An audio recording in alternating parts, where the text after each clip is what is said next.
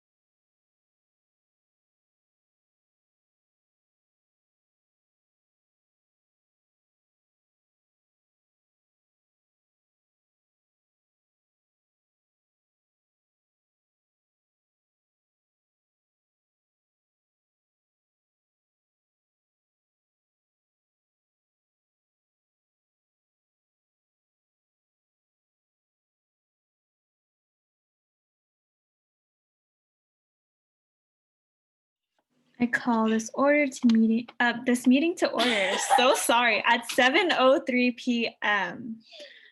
We can go ahead and start with the approval of the agenda. Are there any edits to the agenda? Hi, I wanted to see if we could add a possible discussion item for the relief fund, or if I should just ask questions if I do a verbal report. We can add a discussion item. Okay, thank you. It'll be short. I just kind of wanted to finalize some dates. I would close the door except. Okay. All right. I will add a short discussion item and also strike Bag and Aiden's officer report.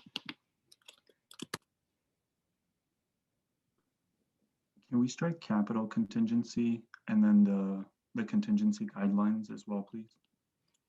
Oh, I'm sorry, that wasn't supposed to be there. In capital contingency, great. Spocker and then Breeze. Okay, so I think I'll do a verbal officer report.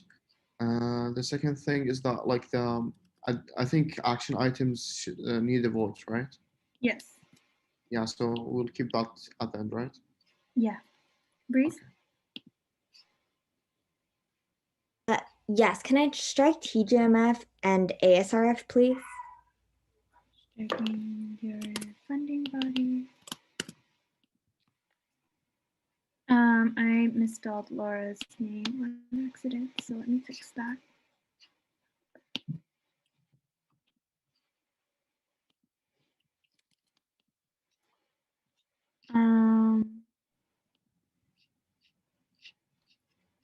Okay, Fokker? I see that Breeze is still raising her hand. Oh, I no, think that might sorry. be an Struggling to find this.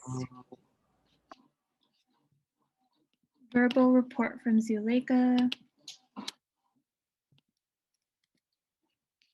right, Fokker. So yeah, a motion to condemning the military coup in Myanmar, and he didn't hear me.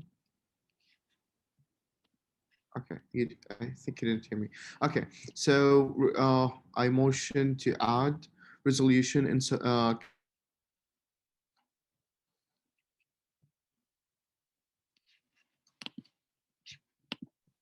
Parker, you cut out again. I can do it. condemning the military coup in Myanmar and in support of the Burmese state. Okay. Do I have a second? A second. Okay. Fokker motions, Justin seconds. Please raise your hand if you are voting yes.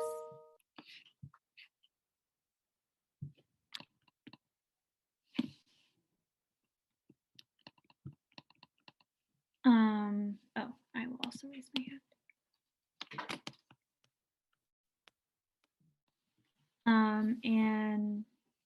Please raise your hand if you're voting no.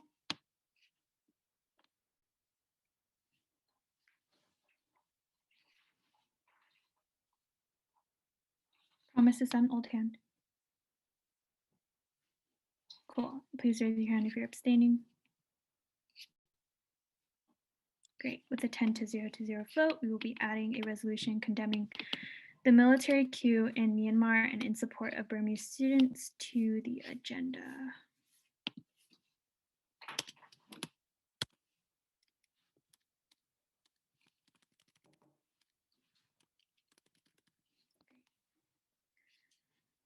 Okay. If there are no more amendments to the agenda, is there a motion? I motion to approve the agenda. Second.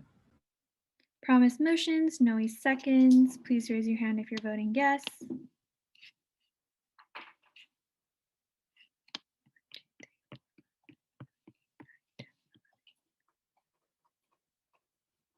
No.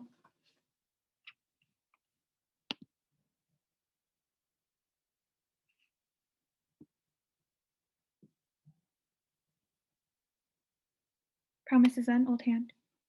Thank you. Sorry. Abstain.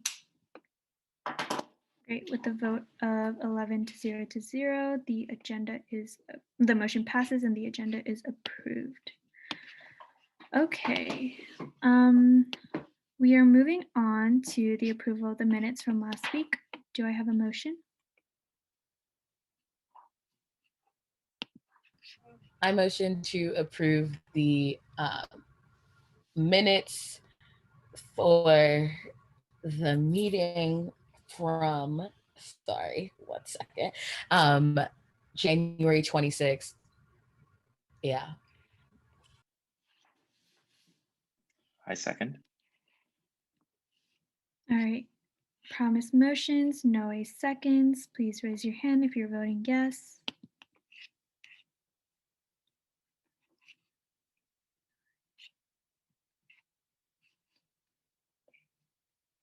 Please raise your hand if you're voting no. Breeze is on old hand. And abstentions, please. Great. With a vote of 9-0, the motion passes and the minutes have been approved. Great. So we can now move on to public comments. Just a few reminders. Each public commenter gets 2 minutes to speak once. Please remember to challenge ideas and not individuals. Use gender inclusive and respectful language. Freedom of speech does not mean freedom from accountability. And just a reminder, you get 2 minutes to speak. Please raise your hand if you would like to give public comment. I will add you as a panelist, and once you come in as a panelist, you have to raise your hand again.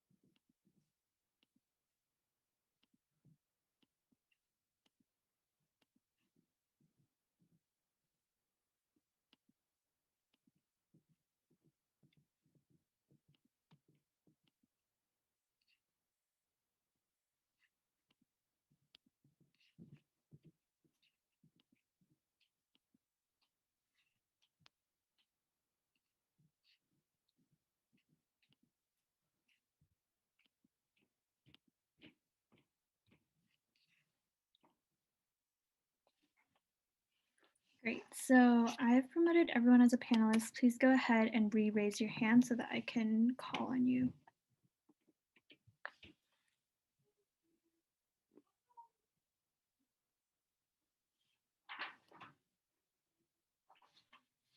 Great, Alfred?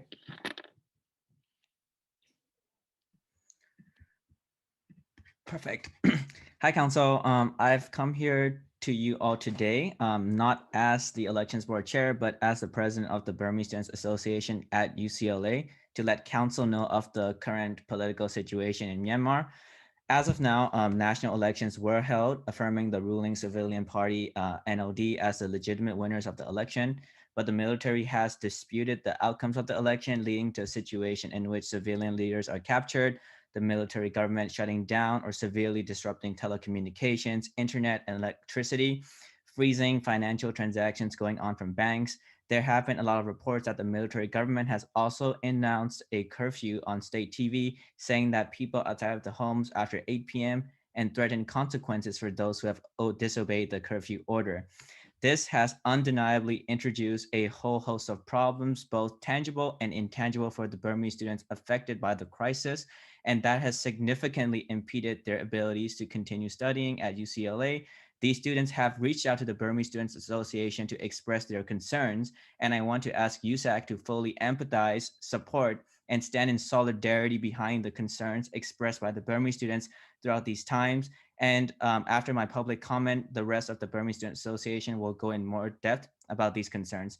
But thank you so much for listening to me, and I will pass on the baton later. Thank you, Alfred. Swan? Yeah, hi, my name is Swan Yeta. I am the External Vice President of the Burmese Student Association. I want to thank USAC and everyone here today for hearing us out. I'm just going to talk about one main student concern, and then there'll be other people talking about their own concerns as well. So one thing relating to academics is that because of the uncertainty with when students will have access to the internet and electricity, we are concerned that these students, these international students in Myanmar, won't be able to keep up with their studies and assignments. So far, connection is down in two major cities, Naypyidaw, the capital, and Mandalay. But some areas are fine, but it's very sporadic. So even in cities like Yangon, which is the most populous city where most of our friends and fellow peers live, there's spotty connection there. For example, like I cannot contact my sister at this time because the internet in that street is down. And so we have raised these concerns for students' academics because they will not be able to access remote learning as they were able to before. Thank you all for listening, and I'll pass it on to the other members. Thank you, Swan. Garmani? Hi, my name is Garmani. So as of right now, banks in Myanmar has been closed off and people are unable to retract funds from their accounts because banks are concerned about people taking out money like at a lot at one time. So it's really difficult for Burmese students who are in the United States for their parents to support them financially, as they aren't able to get, parents aren't not able to get their money out of their banks.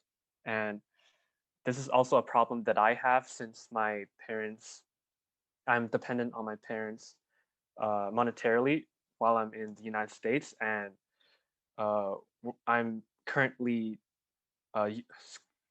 using my money carefully because I have no funds that can support me throughout the week if I do not get money from my parents.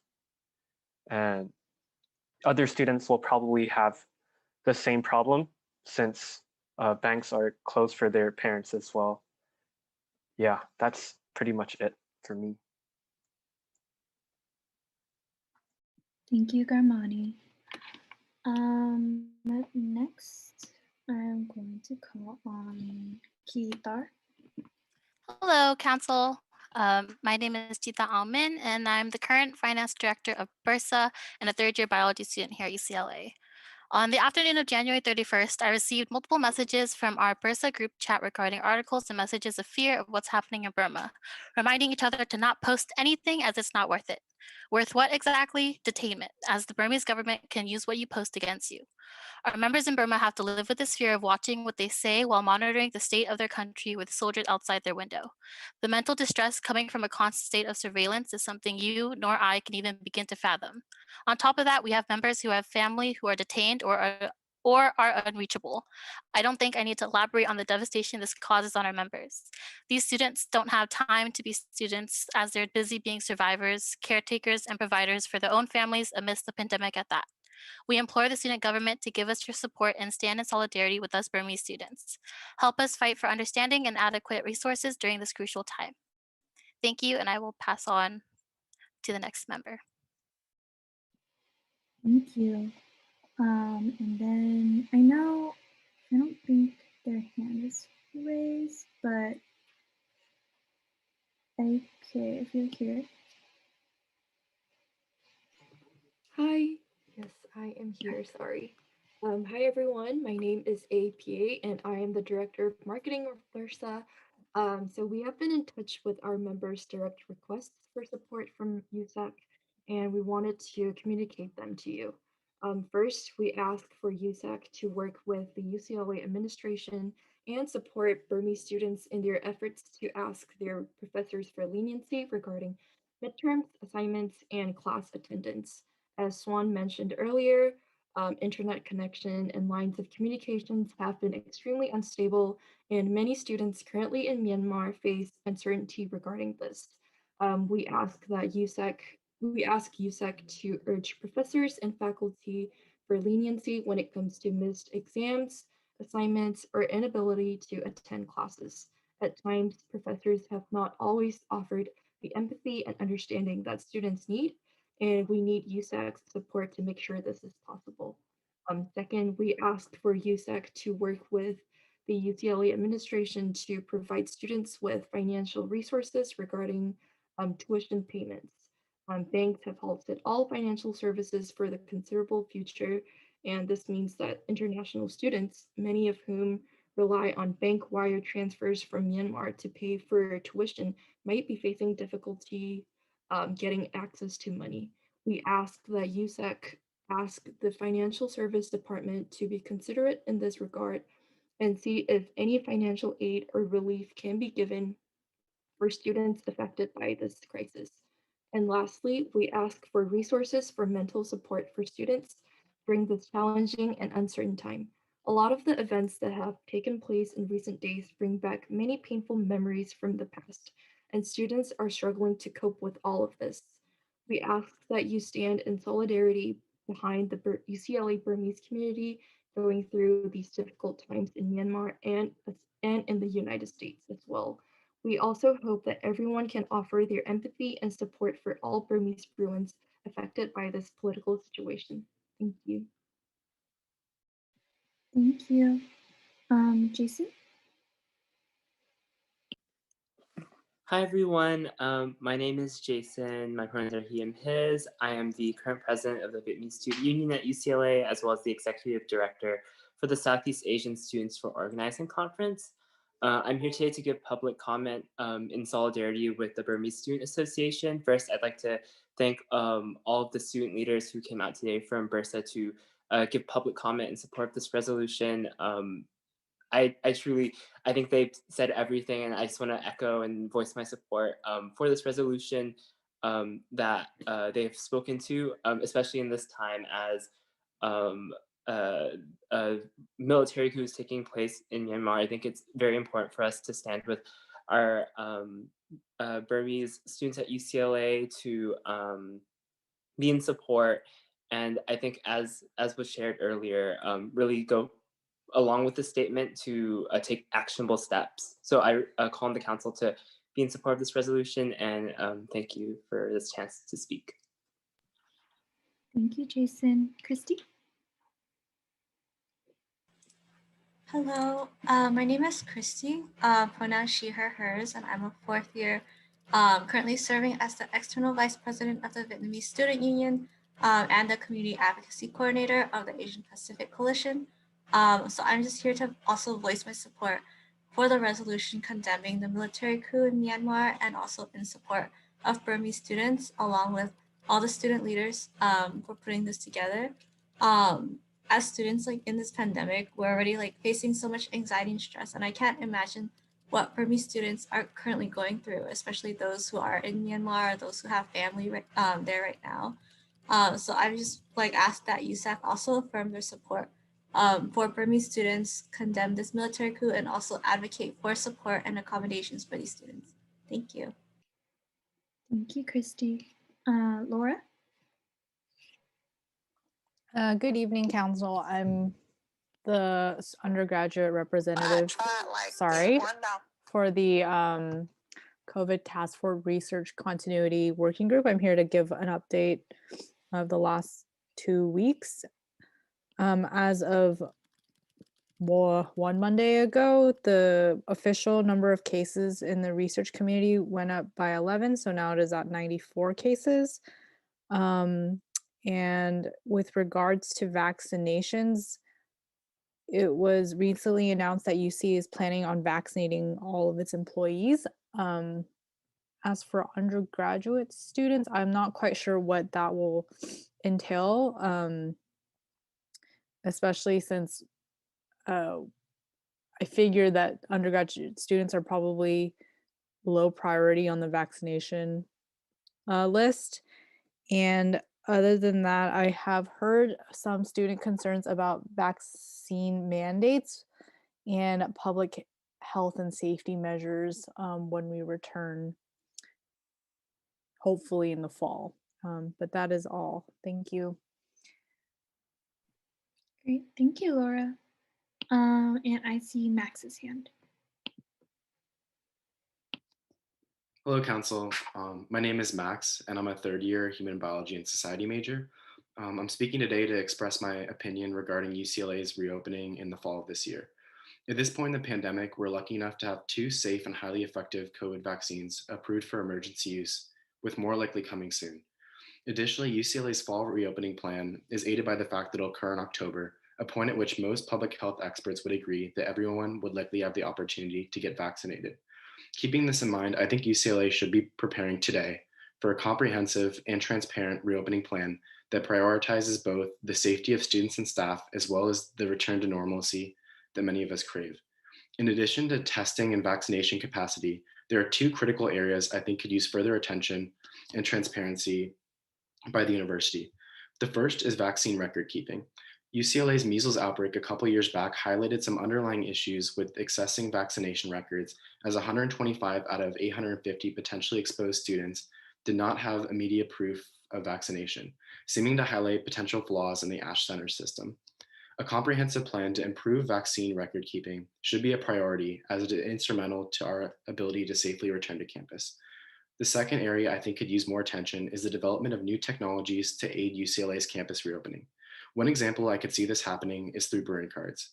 For students who want to have a more normal college experience by having in-person lectures, going to the library, or attending a shared social space, a Bruin card scanner could be placed on doors to only allow students to enter that have been vaccinated.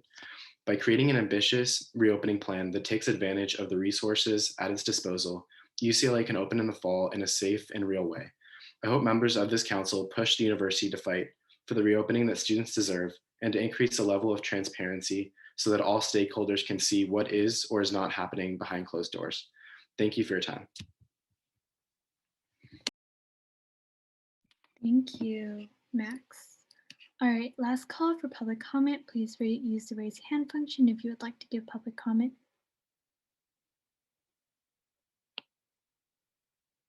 Okay, cool. Seeing no There's more. something in the Q&A box. I'm not sure if you see it. I do see it, but I don't think it is in this part of public comment, is it? I don't think so. Or I'm not sure. Okay. Jonathan, maybe you can answer later during an officer report or something. Great. Cool. So seeing as there's no more public comment, we are going to end at 7:26 p.m. Thank you, everyone. Dr. Geller, do we need to add Laura's appointment to the agenda before we swear her in? Or can we just vote? No, you have to add it to the agenda. Then you'll take the vote on the appointment, and after the appointment, if it's successful, then you can do the swearing in. Great, thank you. Okay, I am going to motion to add Laura's appointment to the agenda right after public I comment second. before. Uh, Sorry? I just said I second. Okay, thank you. Please raise your hand if you're voting yes.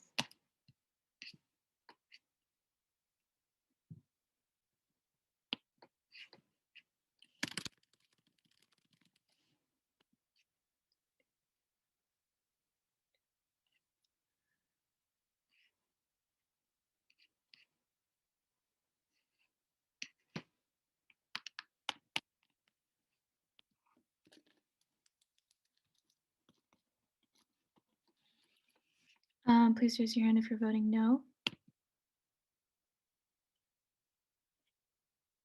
And please raise your hand if you're abstaining. Great. With a 10-0 vote, the motion passes and Laura's appointment is added to the agenda.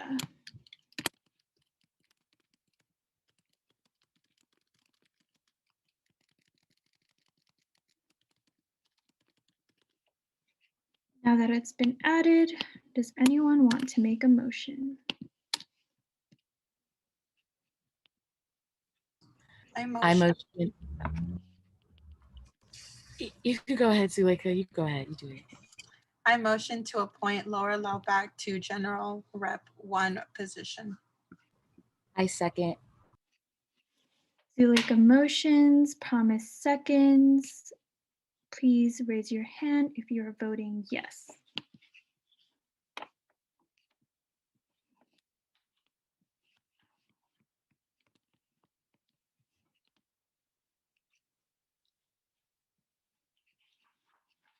Again, please raise your hand if you're voting yes on Laura Laubach's appointment.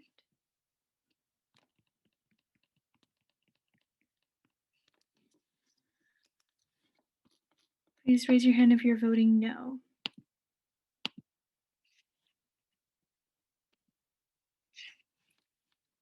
Please raise your hand if you are abstaining. Cool. With an 11-0 vote, the motion passes and Laura is appointed to General Representative 1. Congratulations, Laura. I'm going to promote Ellen Park to panelist so that she can facilitate the swearing in ceremony.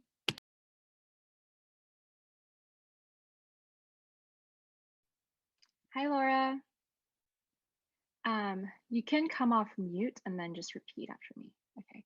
So please raise your right hand and repeat after me. I state your name.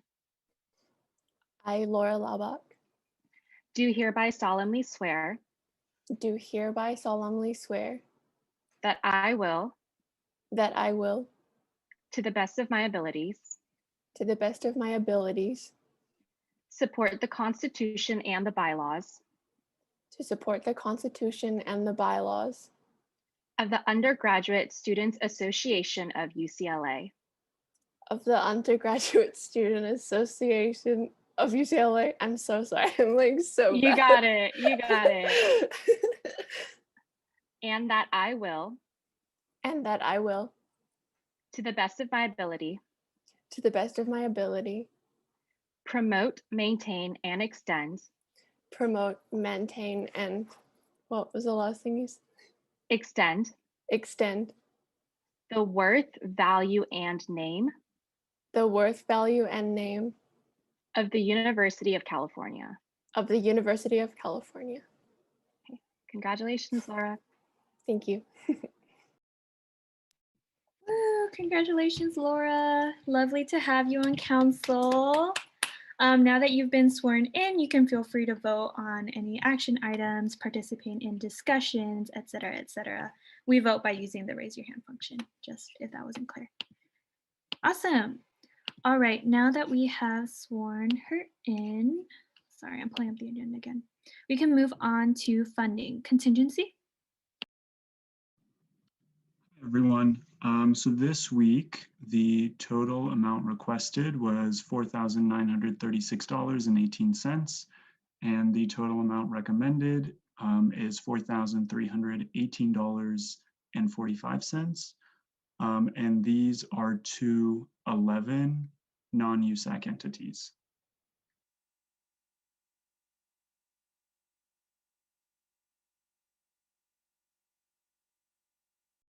Do we have a motion?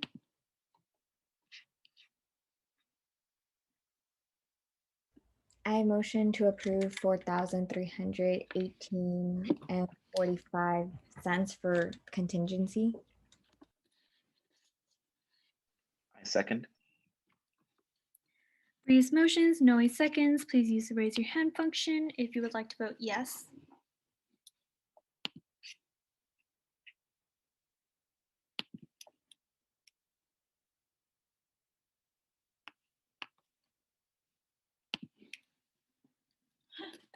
Please raise your hand function. Please use the raise your hand function if you'd like to vote no.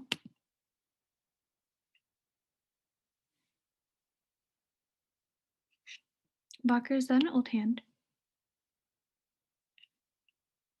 I think it was. Great, thank you. And please raise your hand if you would like to abstain. Great. With the vote of 13 to 0, the motion passes and the contingency allocations have been approved. Moving on, we have SFS allocations. Hey, hi, hello. Lovely to see everyone. This week for SFS, we have a total requested amount of $1,531 and a total allocated amount of $781 to two non-CSC groups.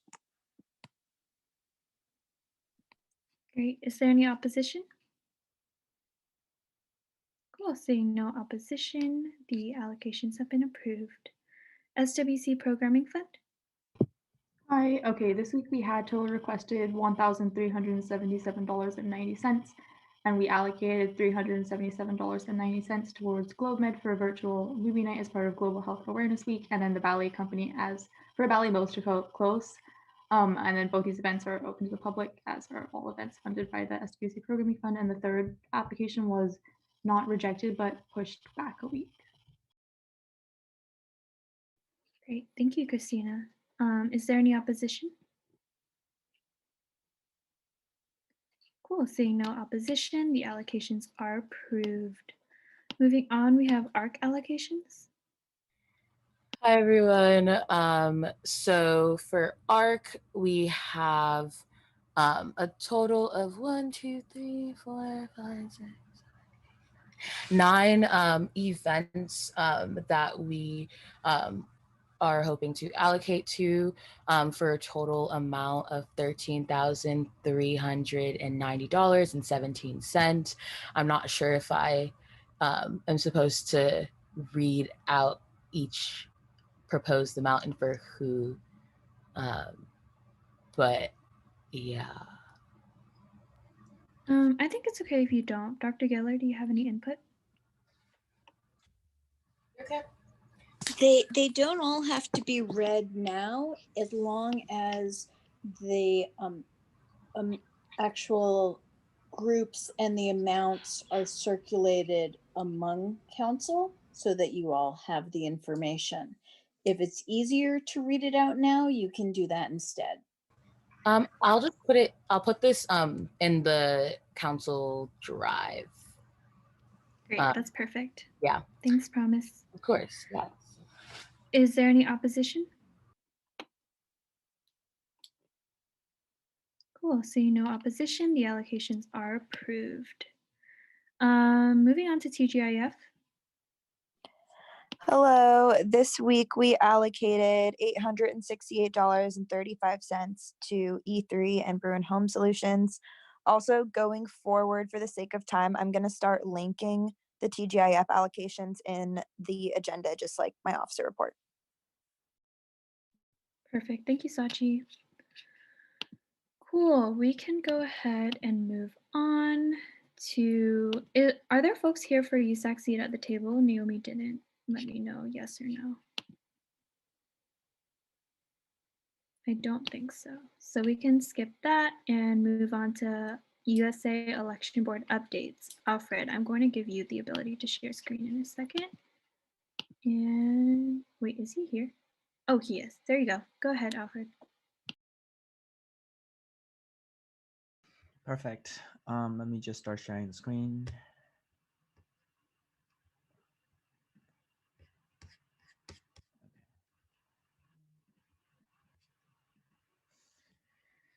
Hello, Council again. This time I'll be presenting as the Elections Board Chair and just providing everyone updates about what we are doing so far in this winter quarter, and just to give everyone a good idea of what we're planning for spring quarter. So I'll just get down right into it. So the first thing is the canned application packets are out. We released them on Thursday last week. And so far, there's a good number of interest shown in applying for office. There's so far no technological issues. The MyUCLA forms are working very well. And the way the MyUCLA forms work is students get their own personalized link that they can share it. They can share it on their social media page, on their group chats, wherever they want for currently registered and enrolled undergraduate students to sign it. And it also, like another great thing about my UCLA forms is it also protects the privacy of student information.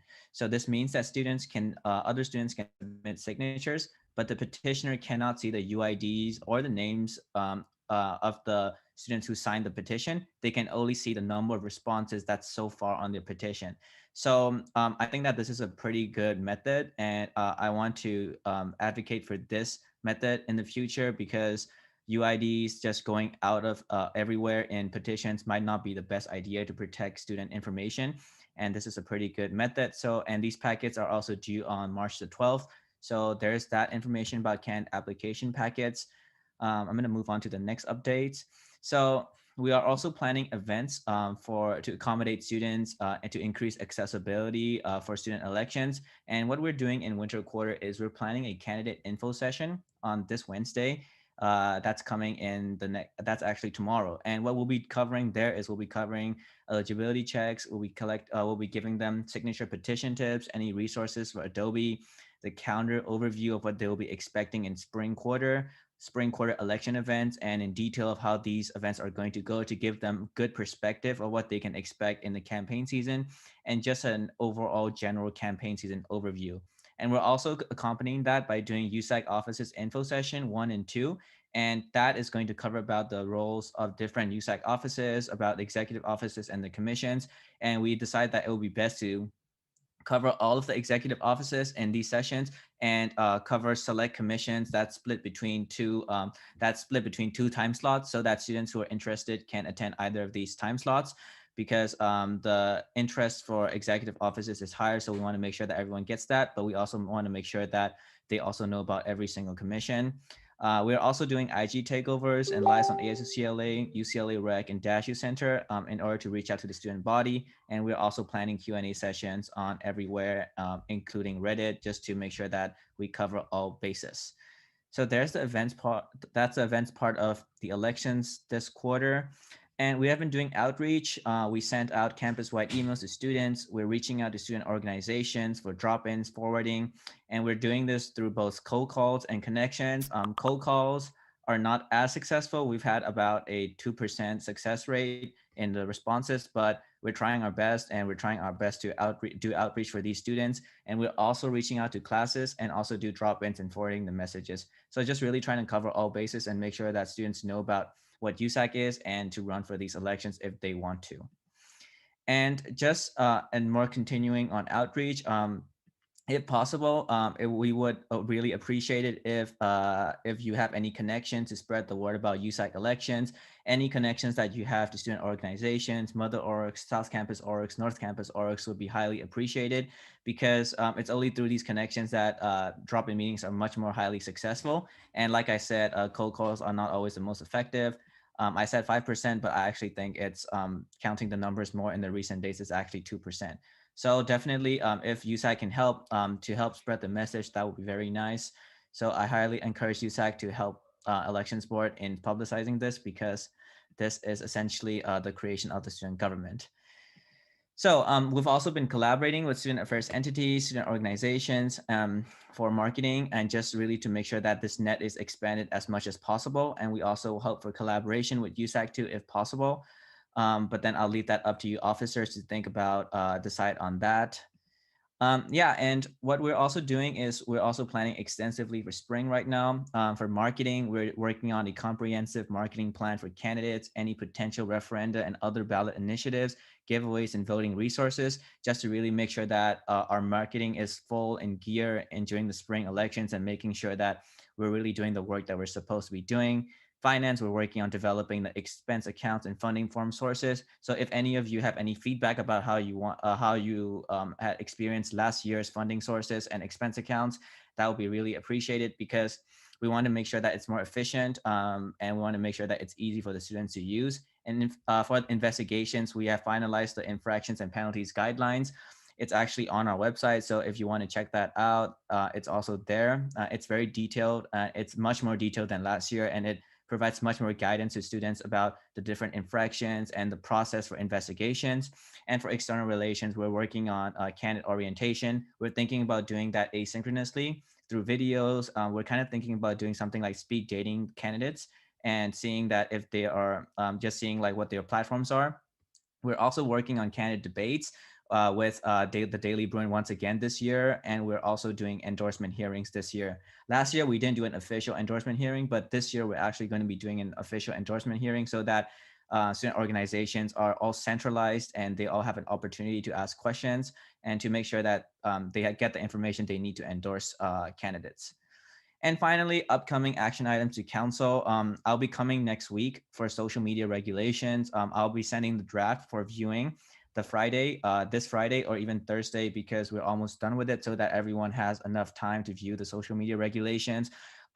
Where any suggestions will be very appreciated. But right now in social media regulations, we're currently thinking about completely scrapping hashtags and just keeping hashtags only to the candidate. And but then for disclaimers, we're deciding heavily leaning towards not scrapping that, because we want students to know about elections, and we want them to be able to view the elections board website and our social media platforms for election information. And we're also I'm also coming when there's a surplus, just to surplus fare, just to ask for a surplus request to fund the transition director. The number for the transition director has not been completely finalized yet. I'm still working on how much exactly that the transition director needs. That's also the surplus request, and we're also releasing the policy on internal elections this week. So yes, so I think that's all. That's all of the updates that I have for council. If you have any questions, I'm happy to answer any of them. And just to provide more clarity on what elections is, what we're doing with elections.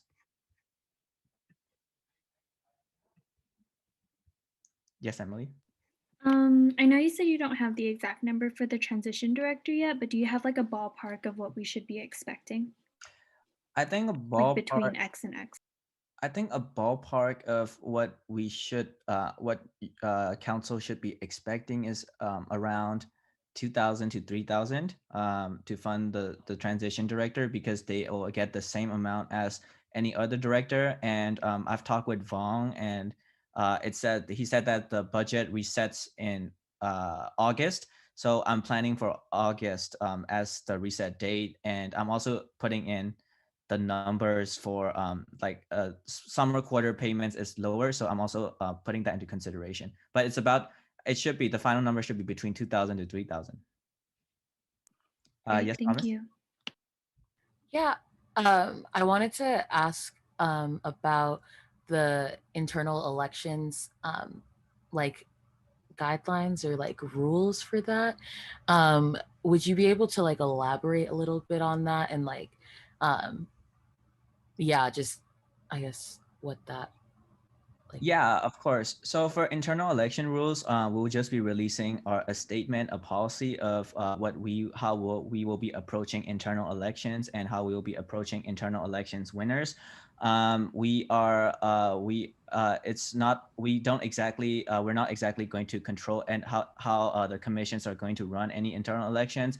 That's not in our prerogative, or that's not in our purview, but we'll be releasing policy on how we will be dealing with internal elections winner in the elections and just our stance in general on how we view internal elections. Okay, thank you. You're welcome. Does council have any other questions? But if not, I'll definitely be back with the social media regulations on the next week, just to make sure that we're all in gear for spring quarter, and just to make sure that everyone has enough time to view the social media regulations. I'll make sure to send it to everyone by Friday, the latest. So that's going to give everyone a good 3 days to take a look over it and see if they have any opposition, concerns, or changes that they want to make.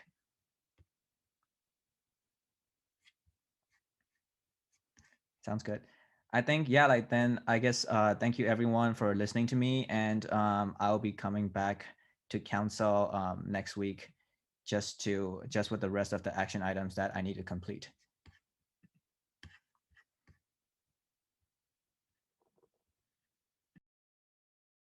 Great. Thank you, Alfred, for coming, especially during this time. We really, really appreciate you. Cool. Moving on the agenda, we can go ahead and jump to officer reports. Naomi's not here, so I'm going to go ahead and give mine really quickly.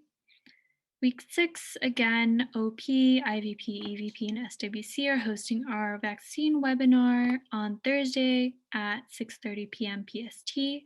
And then the week after that, our office and the Dean of Students office is holding the True Bruins Raise Award ceremony Tuesday, February 16th from 5:30 to 6:30. The keynote speaker will be Vice Chancellor Gordon. On February 12th at 6 p.m., we are having another student worker town hall. And that team is also about 80-85% done with the new student worker resource guide. So keep an eye out for the updated version soon. Aside from that, Campus Safety Alliance hosted an office hour on Sunday in order to gather feedback from students and student leaders about their opinions on different things to do with campus safety, including COVID-19, as well as the proposed campus safety ambassadors that we discussed during our last CSA meeting. And finally, we are working on the off-campus housing fair for sometime in February. We currently have 15 apartments signed up. That is all for me. Aiden is not here, so we can move on to Laura. Hi, everyone. Thank you so much for nominating me, appointing me, and trusting my vision. It is really an honor. I just want to take this time really quickly to just say a couple of thank yous. A huge thank you to Justin and Breeze for facilitating my interview, to Aiden and his comms team, Sarah, Carl, and Kamran, to Naomi, and most importantly to Zuleika. She has constantly supported and inspired me since my first day at UCLA, and I am forever indebted to her. She is the best person ever. I want to just take this time to get you guys acclimatized to my platform really quickly, just in case you haven't had the chance to see it. As you guys know, I don't have much time, so I created a platform that was focused on a single theme of connectedness, in the hopes that it is extremely actionable and achievable for the short period that I will be holding this position. So the Bruin Reintroduction Program aims to create a better sense of belonging and provide important resources for both incoming and returning students as instruction pivots back to UCLA's campus. If students return to campus in fall, the majority of the student body will not have spent any time on campus. No freshmen, no sophomores, no junior and senior transfer students. Direct entry juniors and seniors will also have spent a significant amount of time away from campus. As this transition begins, it is imperative that all students are supported and have the knowledge about UCLA and its campus to succeed and to feel like a true Bruin. So under my platform, I have three main objectives. The first is to create the ability for a reorientation program. This includes advocating to the new student transfer program to include returning students in orientation events to find a way to include them in this space that is normally for incoming students for a good reason. This also includes advertising resources that may be available for returning students as well. The second is about hosting town halls and events that foster a true Bruin mentality and provide students with important information about campus life. This includes highlighting the access and retention programs facilitated by the CPO and campus mother orgs, by highlighting the Transfer Student Rep Summer Bridge program, by collaborating with the International Student Representative to provide resources for international students, and working with the Student Wellness Commission to highlight available mental health resources. And the third, probably, well, I know this is Naomi's favorite, but it's a pretty fun one. It's about designing and distributing roadmaps to campus written by students for students. So knowledge is power here, from the best places to study to where to find the best late night snack on campus to even learning about how to do the Bruin 8 clap. We want to create a really fun and collaborative experience where students will be informed about campus life from students with experience living and studying in Westwood. And we're going to orchestrate this vision through storytelling and art. So really collaborating with students on campus, creating videos and artistic representations of what campus life is really about.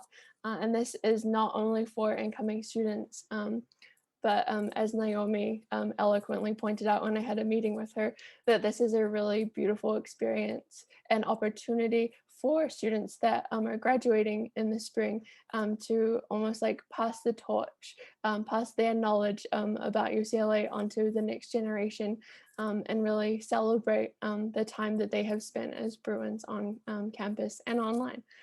So yeah, thank you guys so much for listening to my platforms, and I am so excited to get ready to go.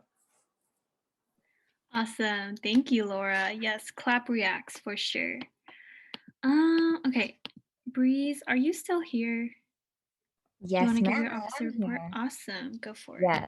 So I honestly, well, we have this week off because it's week 5, so I give my staff the week off, but I'll just give my officer report in terms of what I know right now.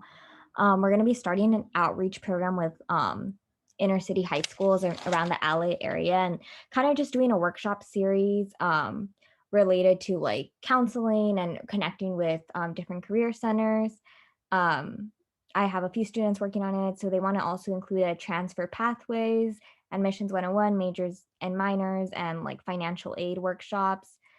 So they're just starting to plan that out. We're going to be kicking off our Bruin Book Exchange week 8.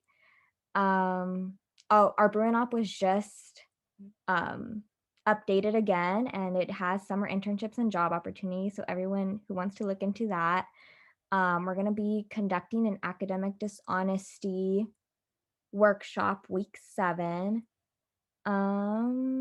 And then in terms of like our funding bodies, because we haven't received that many applications again, like travel grant mini fund, we're going to be hosting office hours Fridays 2 to 3, so that more students can understand maybe what to write down so that they can qualify. We're going to have our first mental health newsletter go out this week, and we are currently organizing with UNICA for our annual AAC event, which is the Central American Counter Spaces. And yeah, those are all my updates. Thank you. Great. Thank you, Breeze. Moving on, we have Jonathan. Hello, all. I don't have a lot to say other than what I responded in that chat, but for commencement, we are releasing a letter. We're just waiting on a graphic.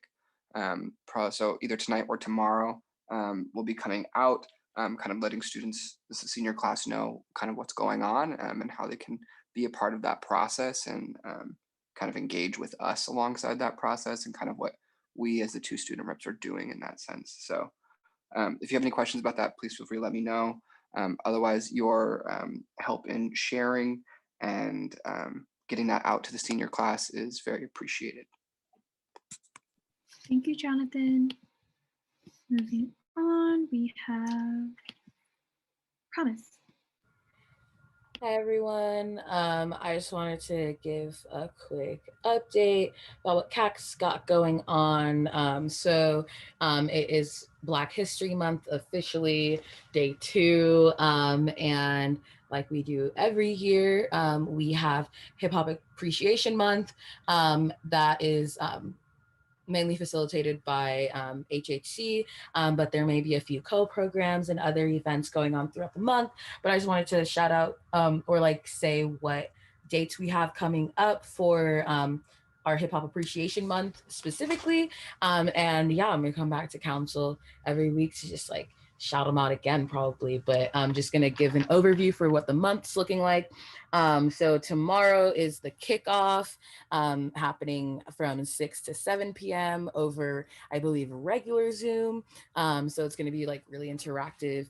And yeah, so then we also have a panel and film screening coming up on February 10th at 5 p.m., Wednesday, February 10th at 5 p.m. We're hosting a workshop about how to create a hook, how to create a hook for your song. So we'll be hosting a workshop on Friday, February 12th from 6:30 to 8 p.m. We have an event called Black is Health and Wellness Workshop coming up Wednesday, February 17th from 7 to 8:30 p.m. Our annual fashion show is going to be on February 19th, 7 p.m. on a Friday. And Hip Hop Explosion will be on Friday, February 26th at 7 p.m. And the theme for this year is Black is. And all of the events will be highlighting just something that is within like what Black is. So I'm really excited for that. And I'm really excited for all the events. So come out to our events. You can see more information on our Instagram, Twitter, on the HHC Instagram. I'll put them in the chat, and also possibly our website. So yeah, and really excited about that. Thanks. And that's all I have. Thank you, Promise. I'm going to call on Transfer Rep Zuleika, and then I'm also stepping away, so Justin will take over. Yeah, hi everyone, and congratulations, Laura. So happy to have you on the team. So I just want to give a couple of updates in regards to the Transfer Student Center Director position, which finally actually went live, I believe 2 weeks ago. But the process has initially started. I was asked to be on the search committee, so I will be interviewing along with some other transfer students. We will be interviewing some of the candidates who want to be the transfer student director. So I'm really excited about that. And we will provide updates as they come along, just so the transfer community is aware that this is happening and the process. We're hoping to have them onboarded by spring. Not sure. I know that the interview process takes about a month. So again, as the process goes on, we'll give updates.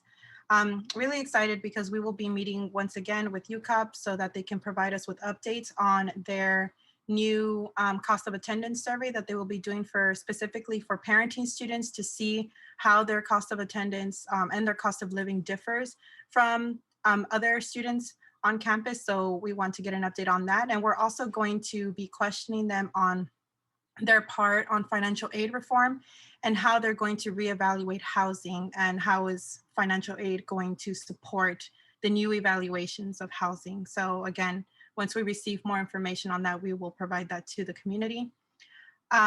Really important, the UC Basic Needs Committee just launched the new Basic Needs Dashboard that includes 2020's UQ. So if you're interested in looking at what students are having issues with, specifically in terms of basic needs, you can definitely go on the UC Basic Needs website and you'll see the dashboard, and you can look at the data that they've collected across all the UCs. You can look at UCLA data, It also goes by identity. So you can do undergraduate and graduate students. You could do first generation, you can do by race, you could do ethnicity, all these things. So it's really great. It's a really great tool for us to get an idea of how our students responded to that survey and what they're dealing with right now at this moment. So I just want to want everyone to be aware that that has officially launched and it's on, it's online right now. Lastly, I want to give a huge shout out to our Region Relations Director, which is Laura. She worked very hard on creating a survey that we will be launching UC-wide. It's a survey to basically gather data, and with the data, we're going to present it to the regions on why they need to really support transfer students UC-wide, that it shouldn't just be at the campus level, that it needs to be a UC-wide issue on how we're going to support not only post-transfer, but pre-transfer students at the CC levels or when they're at other universities. So I just want to give a huge shout out. Thank you for that, Laura. Like, you did a really great job. And those are my updates. Thank you, Zuleika. Just checking in, Bacher, did you have any updates? Yep. Okay, hi. Yeah, so starting with I mean the main issue this week, which is the coup in Myanmar. So two things. The first one is that Dean Blanzy, who is I thank her for being here in this meeting. I think she's still here. She I don't know if okay, she left. Oh, she's here. Okay, yeah. So yeah, she had a meeting with Alfred, I believe, and promised several things. Some of those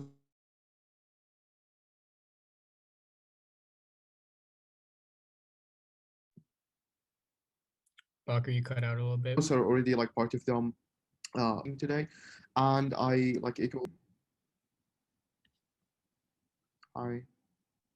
Hi, you cut out after you said some of those. Oh, okay. Yeah. So yes.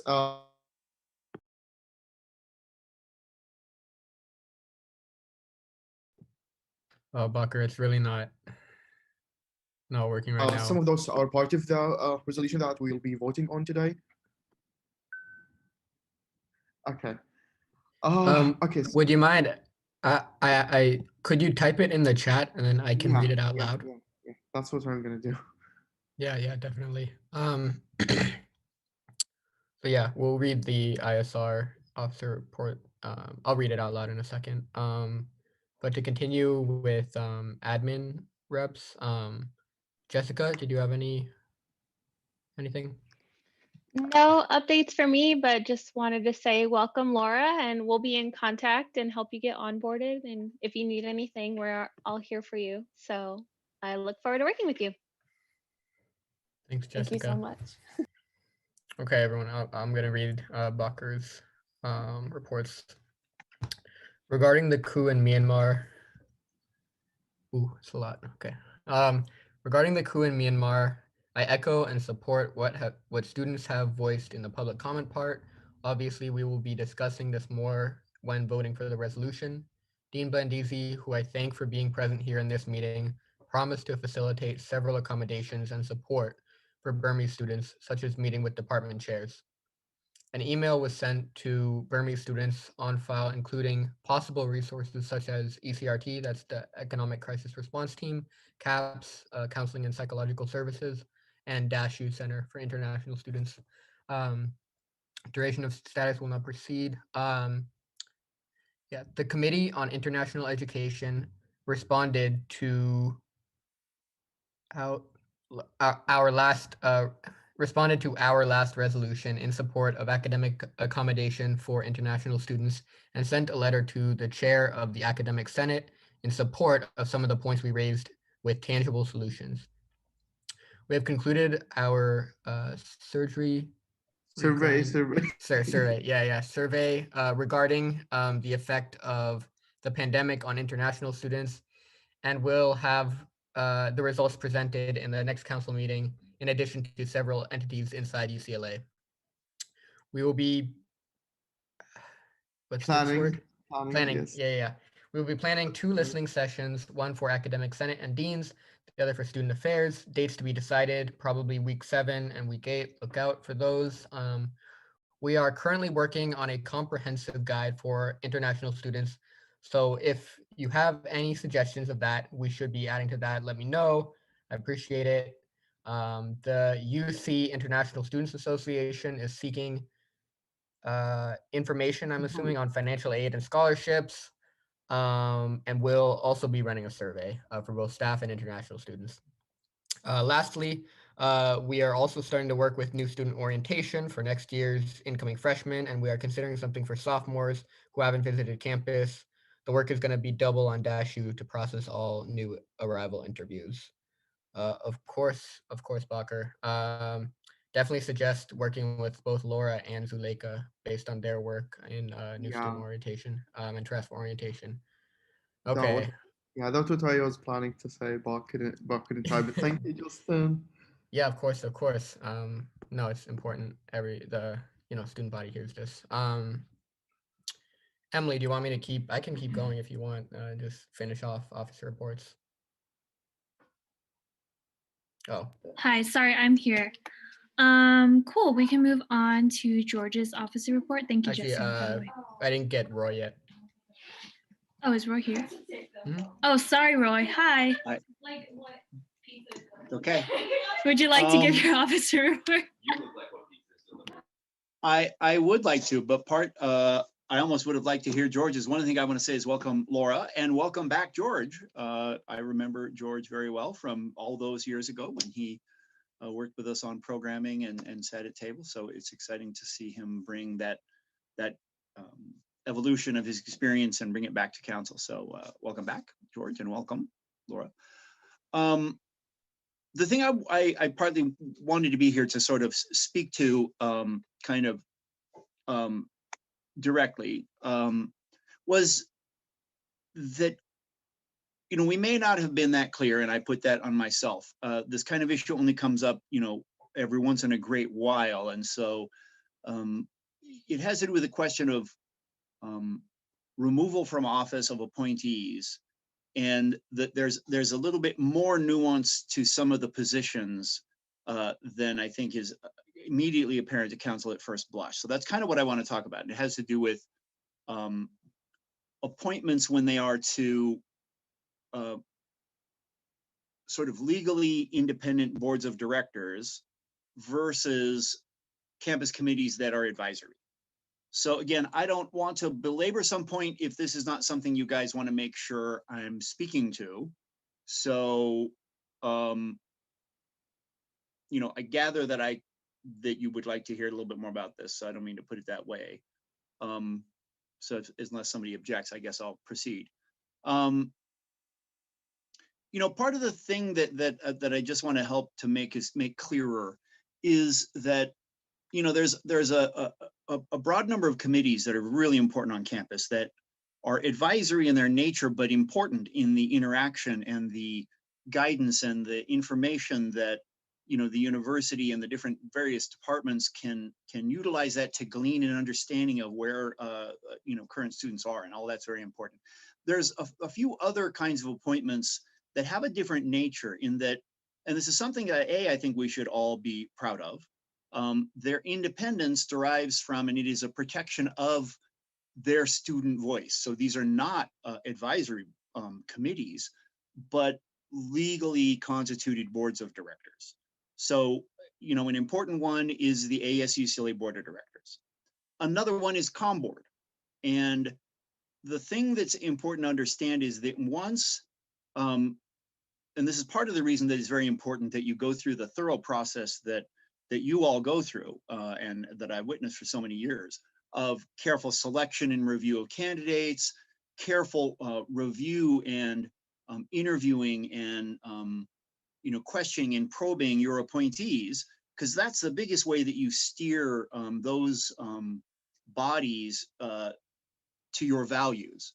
But once appointed to those boards, they are legally constituted. They are independent entities in a legal sense. And so once they're appointed, they have a fiduciary responsibility to those legal entities. And there's two primary ways in which those things are sort of generally characterized. One is called the duty of care, and one is called the duty of loyalty. And when we get into the duty of loyalty, it has to do with that you can't have a divided loyalty. You must, when appointed that board and as a fiduciary, one must make the decision that in your best judgment is in the best interest of that organization. So it is an independence, and the only way to be removed from those kinds of legal boards are the boards themselves have rules and bylaws by which they can review their own membership and remove folks for cause if they deem that there's a transgression. And there's a number of things. There's censure. There's just discussing and reviewing a behavior and coming to an understanding. There can then be censure. There could be removal. But that's within those legal entities. And again, it should have been, I think, whenever things come up that illustrate a more rarely occurring occurrence, sometimes we try to make sure that we recognize the truth of it and then capture that into our guidance that we give you at the beginning of your terms, with the conversation about election board today and the upcoming elections reminds us of all the things we want to make sure that we're telling more clearly up front. Even we try not to put too much information there in those though, because we try not to sink you with huge amounts of information just as you're trying to get acclimatized. But I think we need to be clear about some of that distinction. So that's the main thing I wanted to just sort of go over, own myself that maybe I should have been clearer in our descriptions to you, and I'm open to your all these observations that you like to ask. One thing that I would say is there can be conflicts between different bodies, so that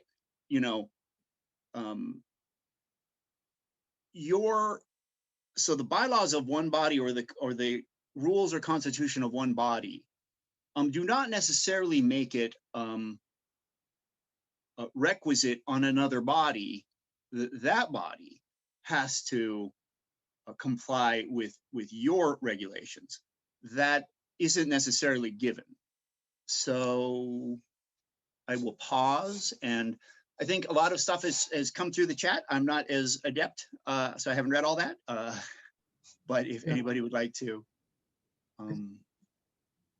Seems like a good plan. Thank you, Roy, for that explanation. I saw Zuleika's hand first, so Zu, do you want to ask first and then Bacher? Yeah, thank you for that, Roy, for the explanation. I think first and foremost, I think that this needs to be explicitly explained or written down in our bylaws or in the Constitution, because it does not clarify that. And so I kind of feel like we sort of wasted our time in a way going through the process. I also just want to say that it would have been very helpful if one of the admins would have spoken up during the process so that we were aware of what we are able to do, and not give off the impression that we honestly don't know what we're doing. So I think that kind of makes us look bad in a way. So I think that given what has happened, and as you said, Roy, I think that we all have to acknowledge that this is a process and that we are learning as we go. But also, if you see that we're doing something wrong, please speak up. Like, we need to know whether we are within our rights to do something or not. Yeah. So your point is absolutely well taken, and that is one of the reasons I wanted to make sure I came today, to explain it myself, to own it. I feel that a lot of that's on me, and I know that it has left council in a bad situation in which what is a rightful review and interaction with the community and an attempt to find best solutions for the total community is undercut by this, and I really regret that. So that's one reason I wanted to come and own that and say I feel like I let the council down a little bit on this, and I didn't mean that the council would be in an undermined situation, because there's good and important work to be done. So Thank you, Roy. Bacher?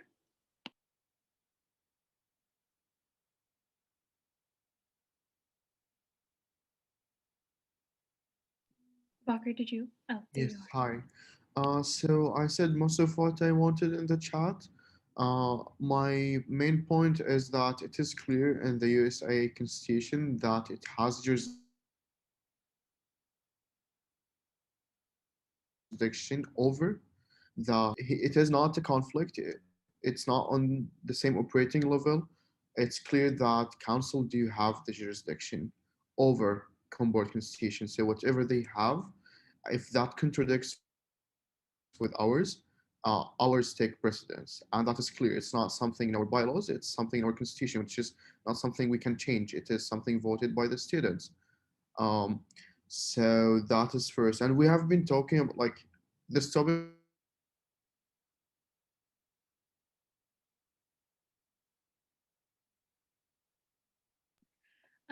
Bacher, I think your has been for a long internet time. I'm is like echoing, but cutting in and out. So maybe if you want to yeah, type your I comment I again. I already mentioned everything in the chat. Thank you. Yeah. So if you can respond to that, please.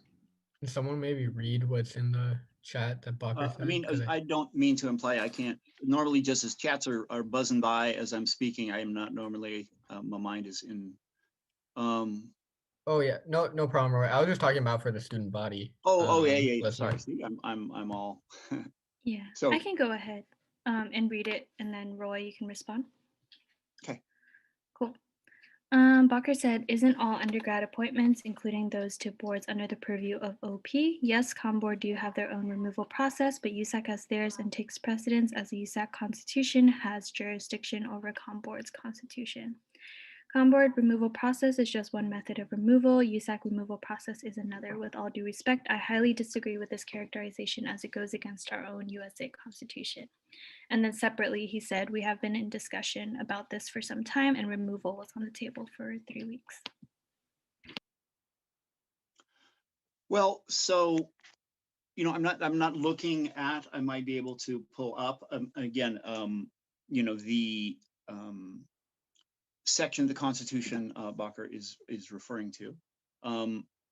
I am certainly open to looking at that and making sure that we do what we can to resolve any discrepancy there.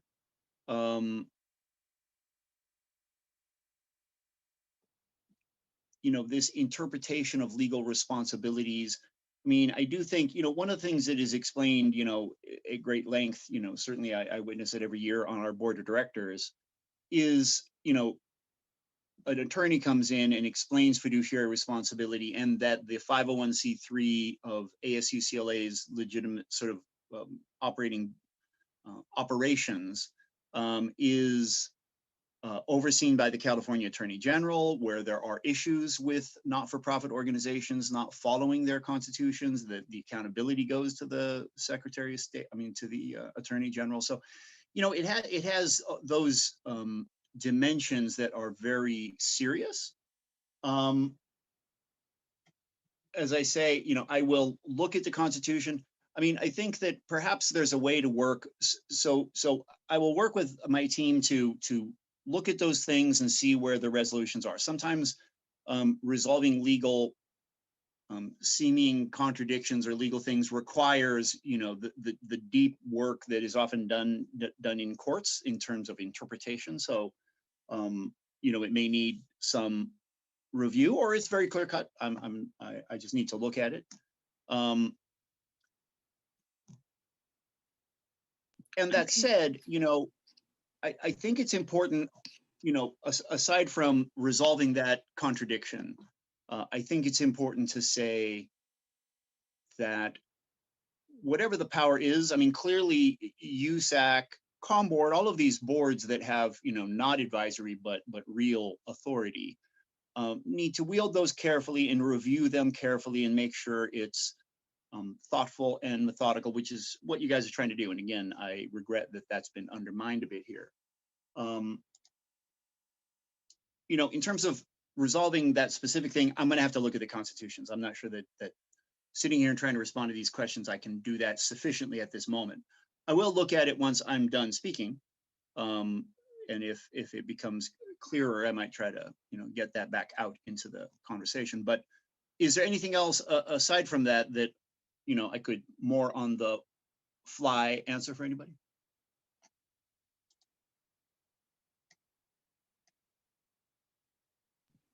I'm not seeing any other hands, so I think that's it, Roy. Thank you so much for coming in tonight and giving that update for us. We appreciate it. Thank you. All right, we can move on to George's admin update. Hi everyone, it's good to see you all again. I have no updates, to be quite honest. I'm still pretty new to this, but I think a good question to ask you all is, what would y'all want to hear from me regarding alumni affairs? I think that would help me figure out like how to provide updates.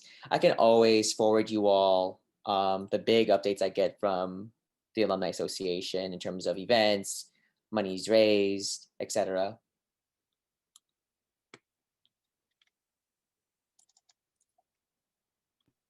Promise? Okay. Hi, I guess for me, like I'm currently the Cultural Affairs Commissioner, and I think I would love to, I guess, hear about like your time as commissioner, and like gain some insight. I feel like that would be really great.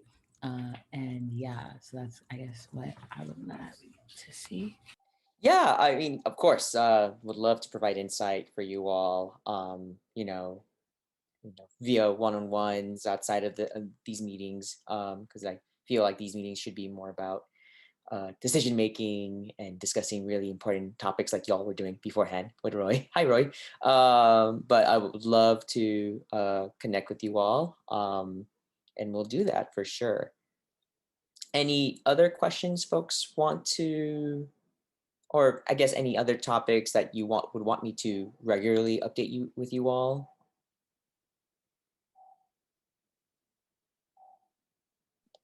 Any input from folks?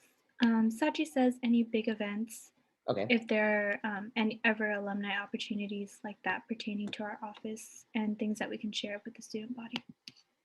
Yeah, that's a great idea. And I think that's something that I will take the next couple of weeks. I mean, the big update is that we do have an Alumni Association board meeting this coming Saturday, which I believe there's a representative that sits there, Naomi. Yes. I'm also like recovering from a migraine attack from the last 2 days, y'all. So you have to forgive me. It just finally went away like in the last hour. It's amazing. But yeah, since there's that and any other big events, I will let y'all know about. I think those are, and they are the worst, Justin. They are the worst. But yeah, I will let y'all know those big events pertaining to y'all offices, and anything big that I think would need y'all's attention, right, as the council. Awesome. Thank you, George. Of course, let me put my email down again, so y'all can just hit me up via email, and there it is on the chat. Great. Thank you. Appreciate it. Okay, great. We can move on to Dr. Geller's admin update. So, good evening. I mostly just wanted to say welcome to Laura. And as you go about trying to implement your vision in these few weeks that are ahead for you, if there's anything I can do to help you understand how to navigate the university's policies or organizational structure, by all means, reach out. I'm here to support you. Thank you so much. Thank you, Dr. Geller. Josh? No real updates from me. Just welcome Laura to the team, and good luck on finals, everybody. It's we're in the middle of it, so make sure you're taking care of yourself. Yeah. Thank you, Josh. And Fernando.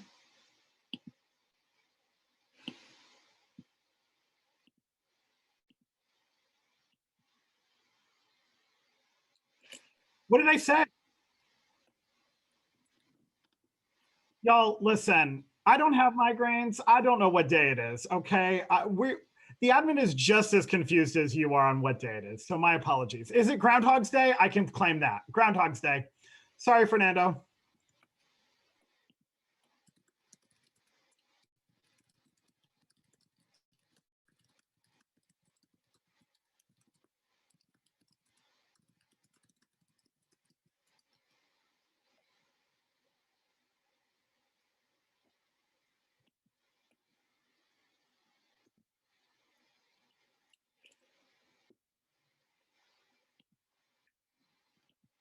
Great, thank you, Fernando. Now I'm going to pass it off to Naomi for her update, and then she will take over the meeting. Do you have to? I'm kidding. Okay, hi everyone. Just wanted to, I have had a long day. Wish Aiden would have been here to talk about this too, but today we were at the UC Campus Safety Symposium, and we've been really, as you all know, coordinating efforts these past few weeks to really trying to make sure that the little student representation that was there were coordinated and ready to give a lot of the concerns that students have brought up across the UC in regards to campus safety and policing. Of course, we will be releasing our thoughts, feelings, sentiments, next steps in regards to what happens after that symposium. But, you know, I think students represented us pretty well. We also met this past week with CPO folks and, of course, AVC McDeluca and also Roy and some ASUCLA folks there. We've been having a weekly meeting, and this meeting will take place for the next few weeks to kind of sort out and hash out a lot of the SIOC and CRC confusion in regards to the SOUs, and then of course the SACBOG charter.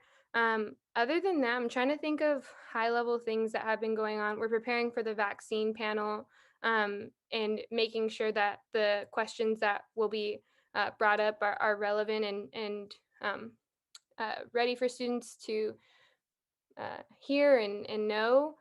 I can't think of anything else off the top of my head. I'm sorry.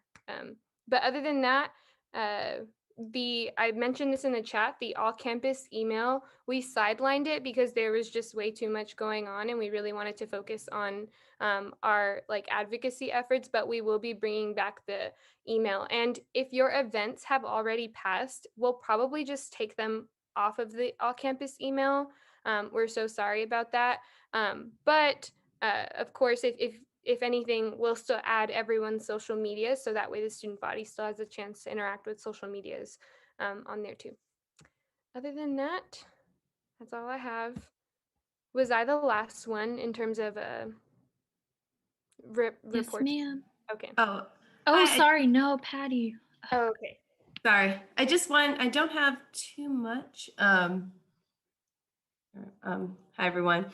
I just wanted to say welcome to Laura and just do a quick introduction for Laura. I am Patty Solomon and I am the Student Union Services Senior Division Manager, overseeing the operations of the union and support student government as well as ASUCLA Event Services, and happy to extend an invitation if you'd like to meet and discuss with our team any questions you may have as you're transitioning into this role. I'll place my email into the chat, but welcome. I'm really excited to meet you tonight.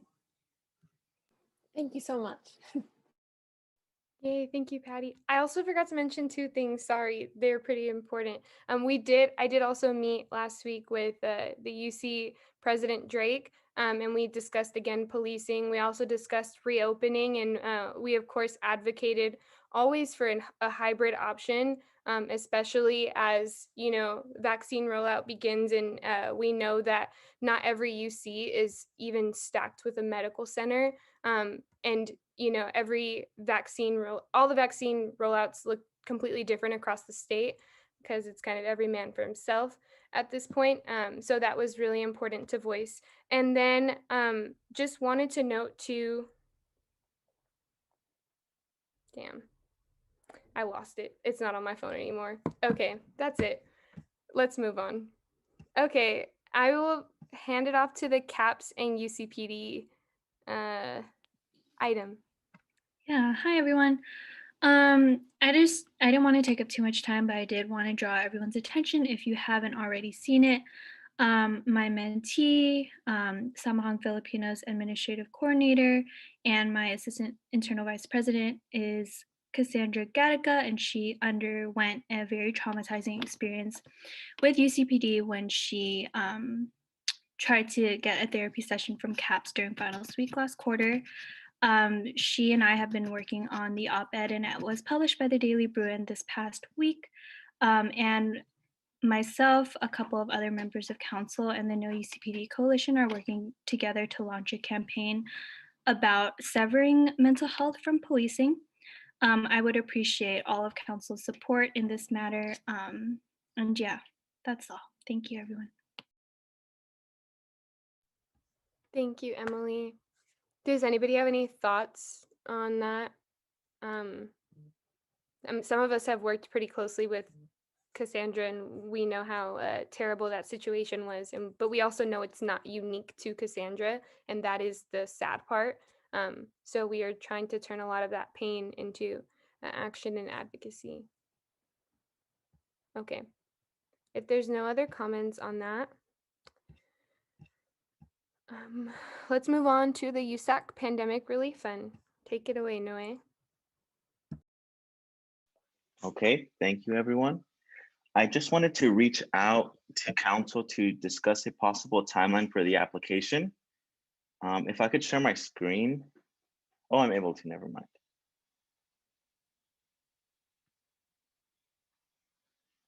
Okay, can you all see it? It's just a notes doc. Yeah. Okay, so I wanted to hopefully release the application this upcoming Monday, February 8th, which is week 6. I still need to meet with SGA at the end of this week and still send the guidelines and application to council, which I'll send to the group me tomorrow morning. And I wanted to keep it open for about 2.5 weeks, closing date on Wednesday, February 24th, which would be week 8. And this would mean that by the time the applications close, it would be week 9 and week 10. So for the reading deadline, it would be a very tough deadline to meet for the readers, which would be people that you nominate from your office. So I wanted to make the reading period from week 9 to spring week 1, which would then mean that the application would be delayed by 3 weeks just because of week 9, week 10 finals, or week 9, week 10 are very hectic. Then finals week, and then we have a spring break week. And then by spring quarter week 2, hopefully have all the rec forms submitted to SGA by April 9, and then send a notification to the recipients on whether they were accepted to the first round or not. And again, it's going to be dependent on whether we can secure additional funding. And I wanted to see what everyone thought about this timeline. It is pushed back very late, but it's just because of the time frame that we're in. And really, I think for the readers, we're expecting them to read about 200, 250 applications, which we want to give them sufficient time. And so I wanted to hear what you all thought about this timeline.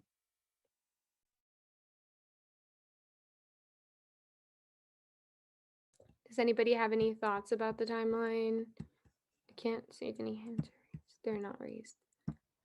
I mean, I personally don't think it's a bad timeline if it releases next Monday, right? Next Monday? Damn, it's week 6. Yeah, this upcoming Monday. Okay. And then it closes week 8. That gives folks 2 weeks to apply. Do you all think that's enough time, Justin? 2.5 weeks. 2.5. And like 2 days, 3 days. Yeah, I think it definitely could be. I think it does put the onus on council, which it should be. Like this is all of us to like promote, and like really get it in as many channels as possible. I think it could be enough time. I wouldn't mind making the timeline like, or stretching out mainly. The main thing would be like the like time to apply, and then like moving things back. But you know, then that pushes everything else back too. So, and we want to get people their money. So yeah, I'm personally cool with it. I think it could work. Yeah, just also want to say I'll get some people from my office to help read applications. So yeah. Thank you, Justin.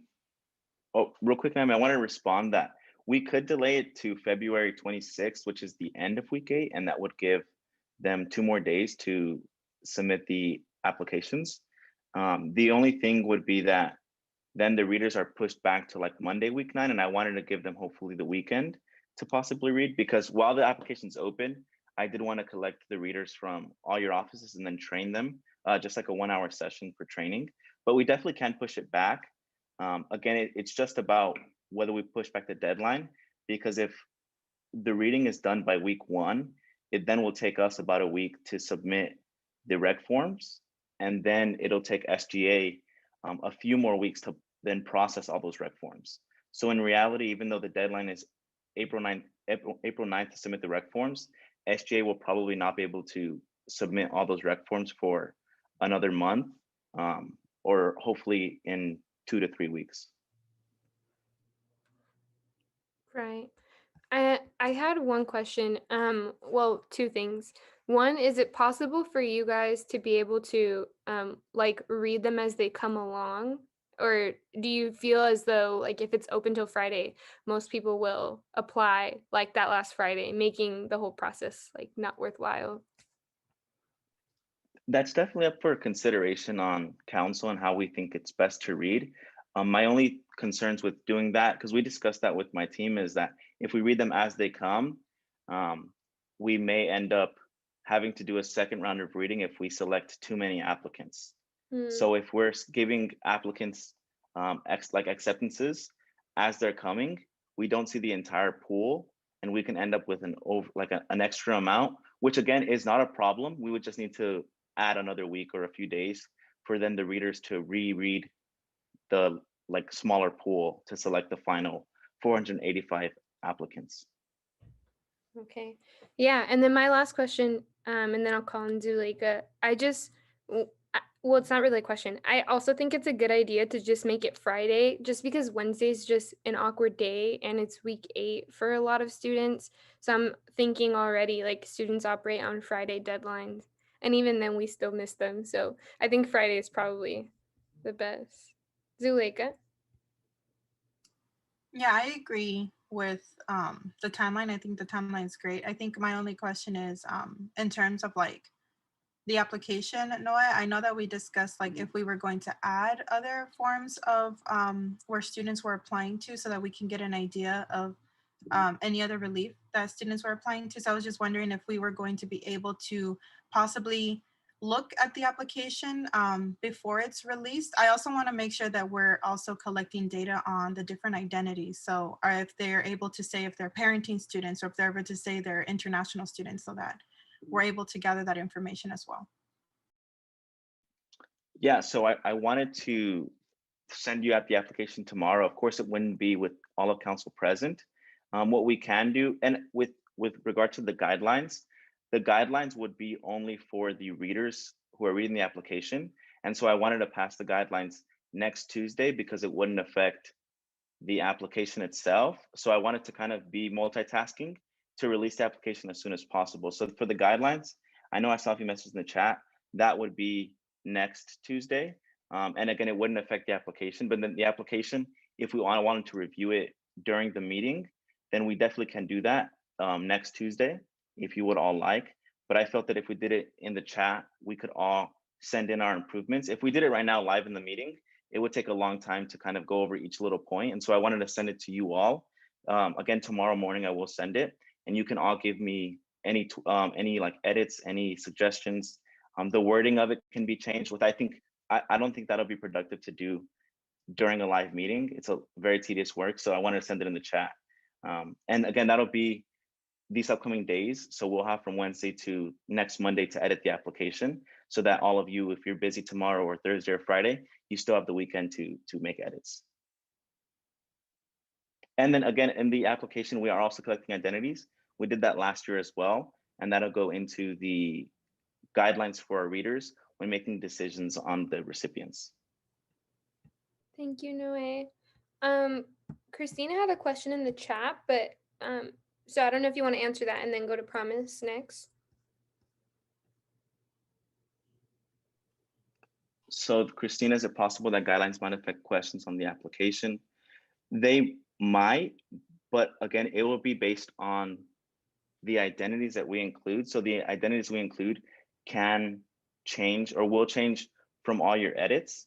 And additionally, the questions we think are broad enough and will capture what we're looking for in the application, which then the guidelines won't affect the questions on the application. And I think that tomorrow we can make that decision.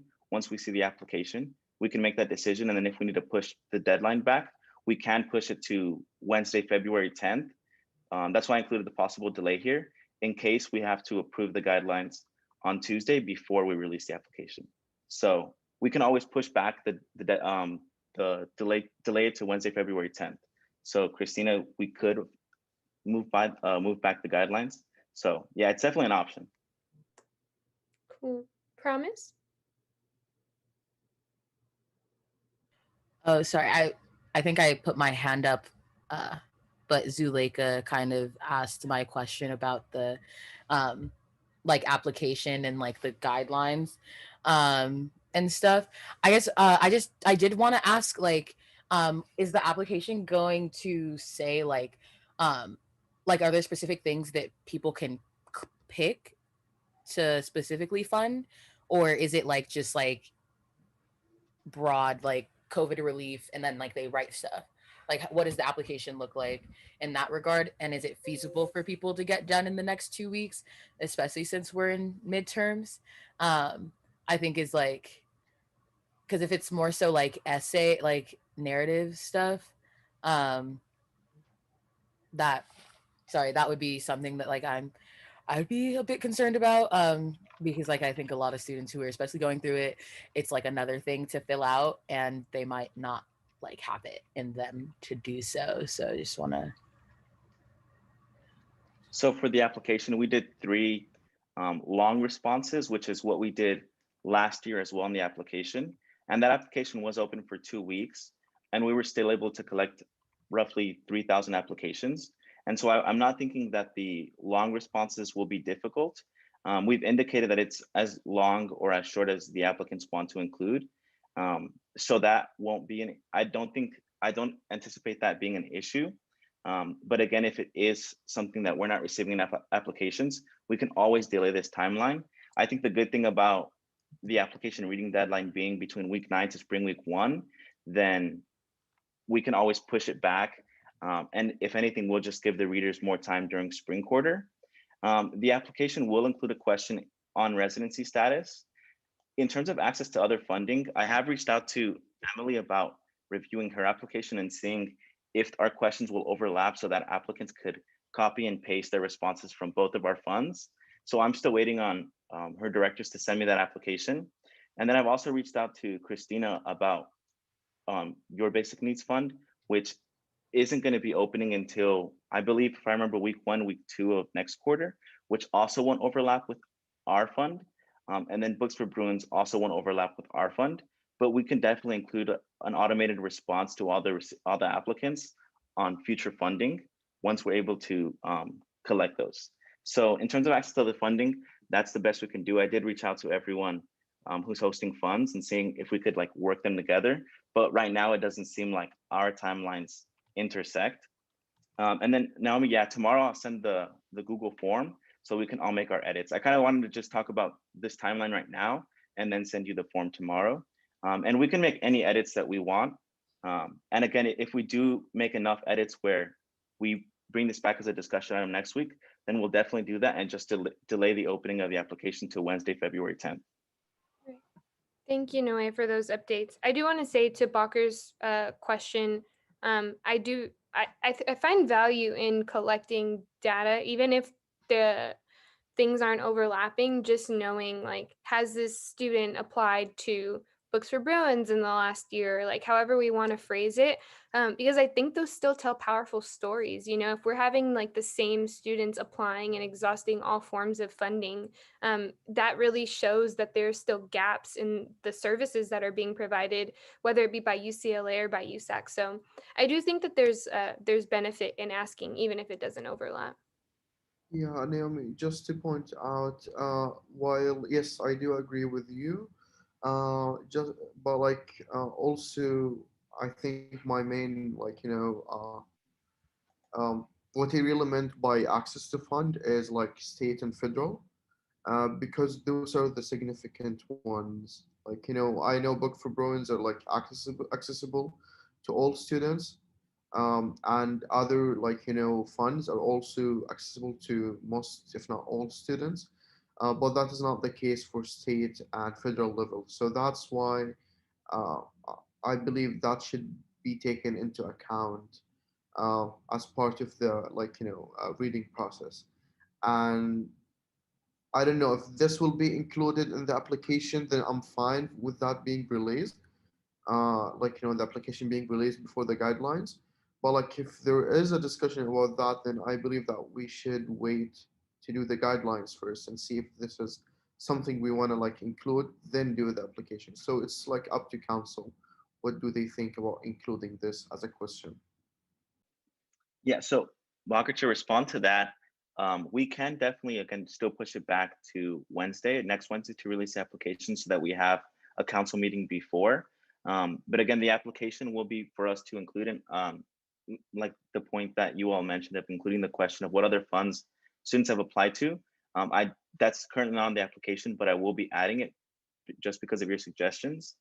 And additionally, with the guidelines, we are going to be including residency status and how it affects students' financial aid and ability to receive federal or state financial aid. And we will include that as a factor to take into consideration when reviewing the application. And again, that's going to be entirely dependent upon the guidelines, which will be approved by council next Tuesday. And the application will have a question collecting residency status of students, as well as what financial aid they're receiving. Just because there will be different classifications, which again, we can get into once we're discussing guidelines. So for example, international students don't have access to federal or state funding, and that'll be something that our readers take into account. Additionally, readers will take into account that if they're receiving certain grants, it indicates that they are federally defined as low income. And so we'll have those specifications in our guidelines. And then once again, we will train our readers, and it'll be a required training for the readers to attend, which is when we can also again repeat that to them for their decision-making process.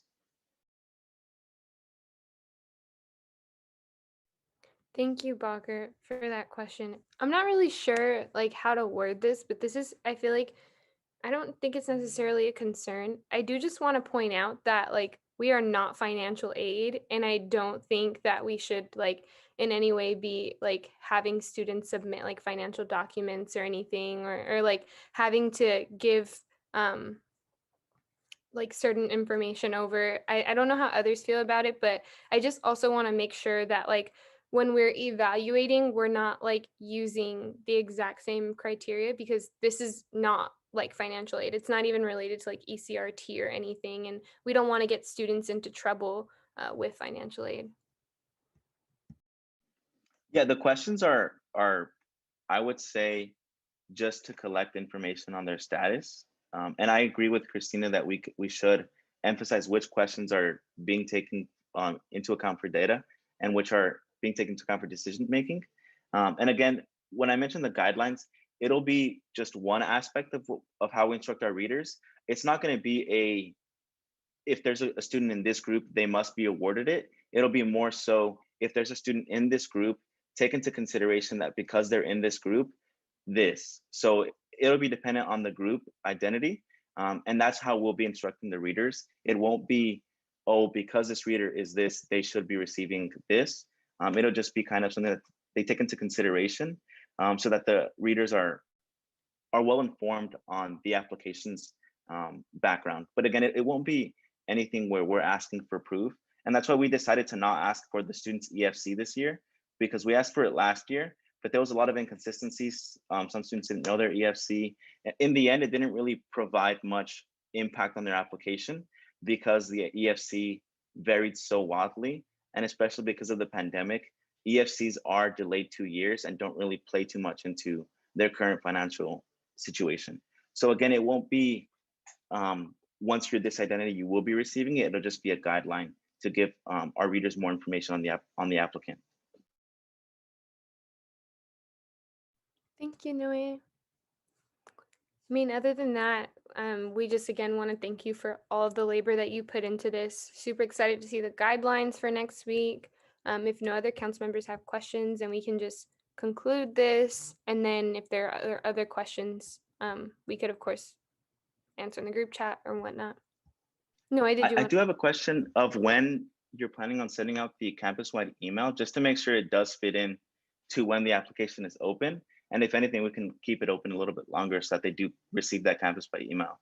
Yeah, so we're finalizing it this week, and then I know I personally don't plan to have it out to Dr. Geller until Monday morning, and then I think she needs like at least 3 days. So if you need, do you need us to like delay it, or do you just want to know like when?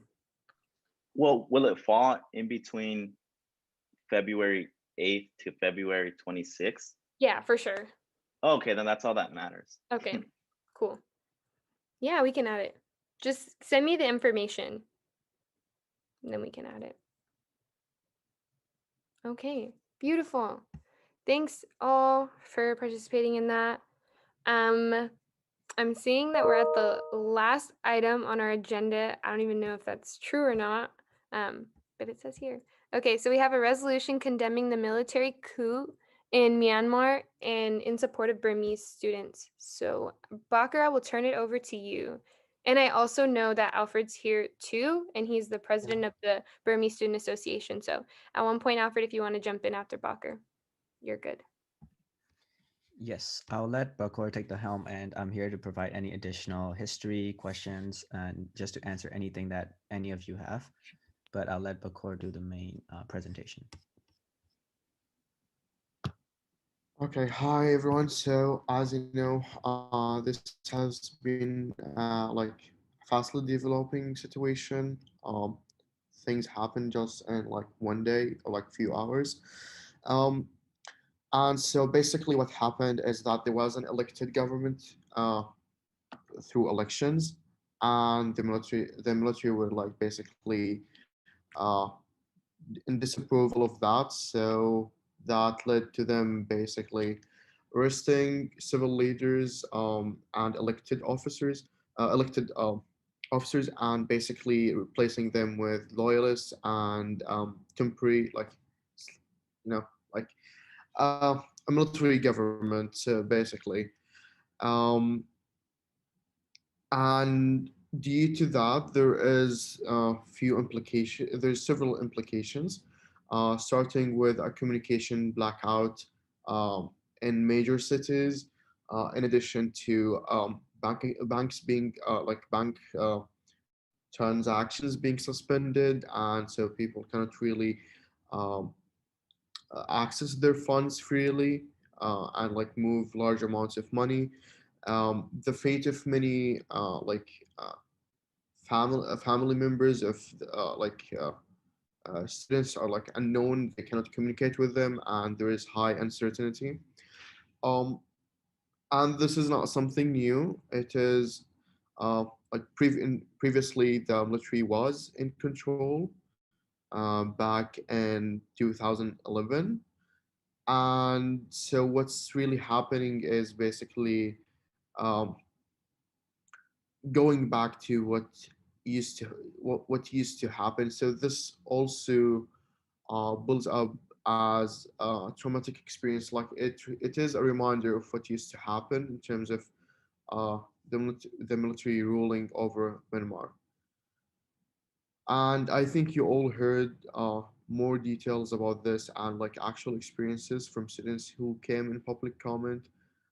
As much as I can describe and say about this, it's not enough. It's not the full. It's obviously not the full picture, and I hope that they provided more insight on this. And obviously, if you do have specific questions, you can ask Alfred after that. So in response to this, like as a result of this, there's two categories of students. There's students who are currently in Myanmar, and those are basically cut out of communications. They cannot do assignments, they cannot view course material, like just do simple searches. The second category is students currently in the US. They cannot communicate back. they cannot communicate with their family. That's an added stress and anxiety that, um, like just being in a different state or in a different country is a stress factor enough. However, added to that, there like this instability and having a military coup in your country, that's an even added stress.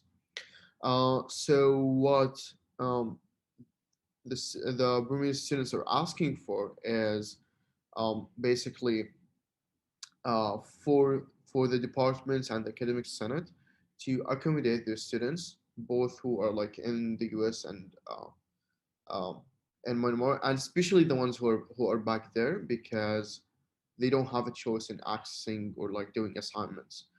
And so there's several solutions like extensions, incomplete grades, reduced workload in terms of assignments, less assignments, if possible.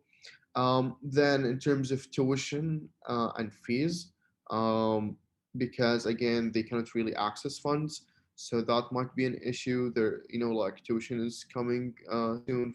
Different fees are coming as well, so that is an issue. And the third thing is caps, and so they're asking for priority access to caps. Um, Many of those points have been addressed or uh, at least I would say discussed yesterday, I believe.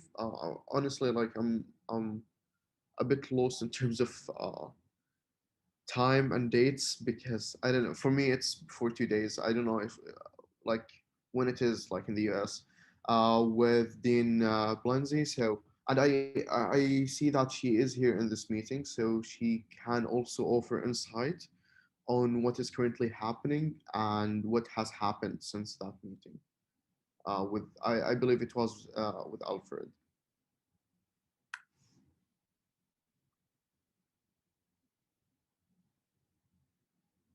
So yeah. I think yeah, those were my points. So, Thank you, Alfred.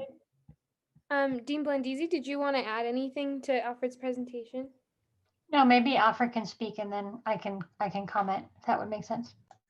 Yeah, then I guess I can start first. So just to reiterate, the concerns that students have expressed to us as the leadership of Bursa, we have the students are mainly concerned about academic studies and they're mainly concerned about financial aid. Although the reports have been saying that the financial situation in Myanmar is slightly improving, so I'm hopeful that it's not going to be a months-long freeze where something horrible is going to happen. So it's just these main concerns that the students have addressed, and we want to make sure that the students are properly supported and that USAC stands by them, because I don't want to comment too much on the political situation there because it's super tense and there can be consequences if I comment on it. So I just wanted to mainly speak on the student side and what they need and what they would like from UCLA admin and from USAC.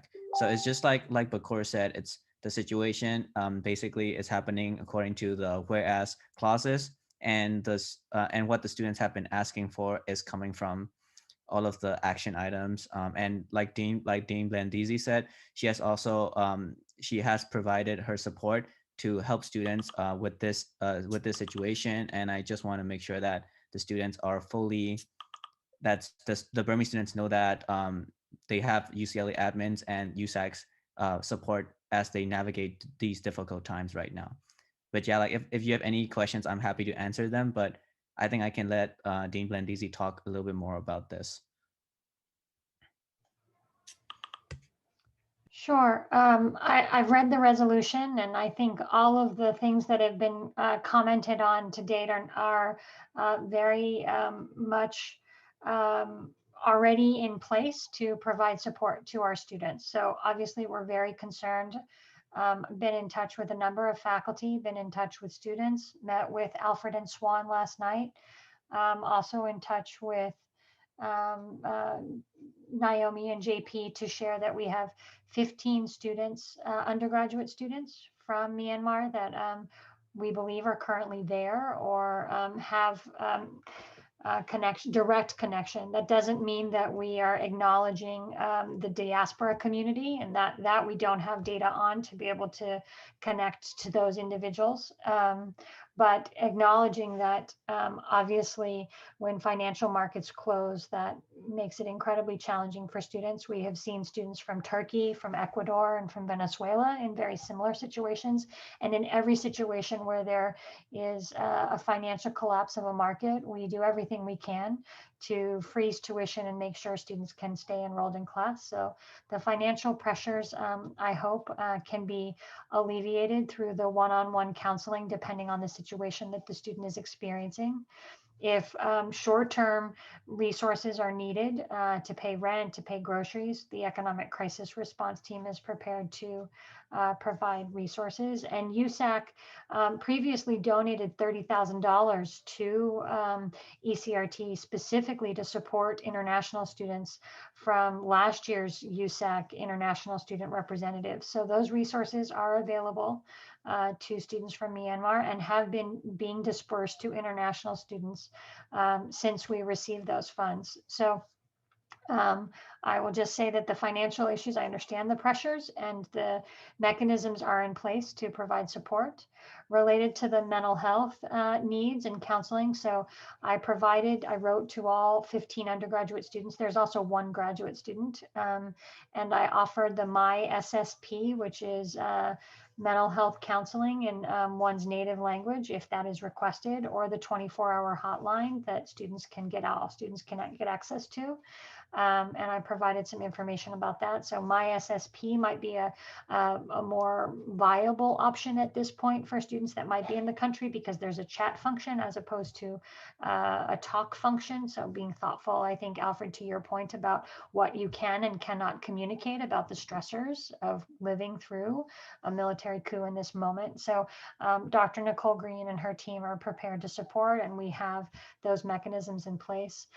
The final points related to the academics and calling on the academic senate and faculty. I think in the conversation yesterday that Swan and Alfred and I had, 6 of the students are econ major. We made that note. And so we are making specific communications to faculty that we know where the students are enrolled in classes and communicating to those faculty, not necessarily saying one thing or another about what the students' needs are, but that we are thinking about our students that are impacted by this in this moment, and if they could work with students, knowing that they may come forward and seek some type of level of support. So the faculty are hearing from me directly, and they should also be hearing from the students about specifics. So, there's so many different needs that a student might have. Papers can't turn in a paper this week, maybe want to turn it in next week, maybe want to take it incomplete, maybe need more time.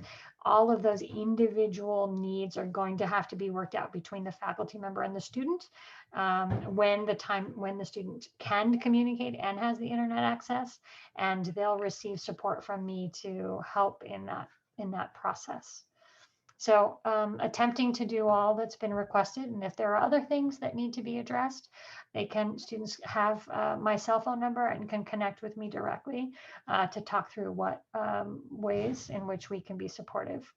Again, this does not acknowledge the diaspora community, and so if you know of students or if students are listening or know of students impacted by this, please connect them to the Dean of Students Office and we'll seek to support them. And just for the council's benefit, we did this the most recent time that we reached out to about 600 students with the Armenian conflict offering support. We do this every time there is an international or domestic incident that might impact a population of students, and to try to assist and support however we can.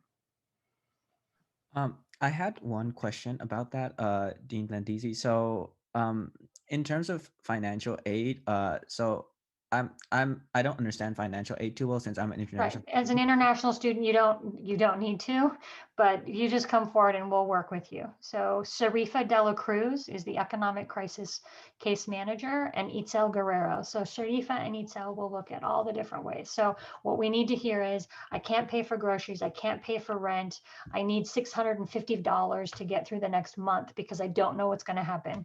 We will either offer grant aid or short-term loan, depending on the situation, depending on what's reported. And we just need before 4:30 every day to be able to issue those funds.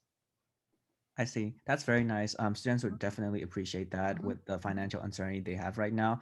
We are not sure if they actually can receive money, so we didn't put that in our statements, but It's a check. It's a check, and then you just go to a check cashing site, or you go to a bank where you do have a U.S. bank account, and you can cash that check.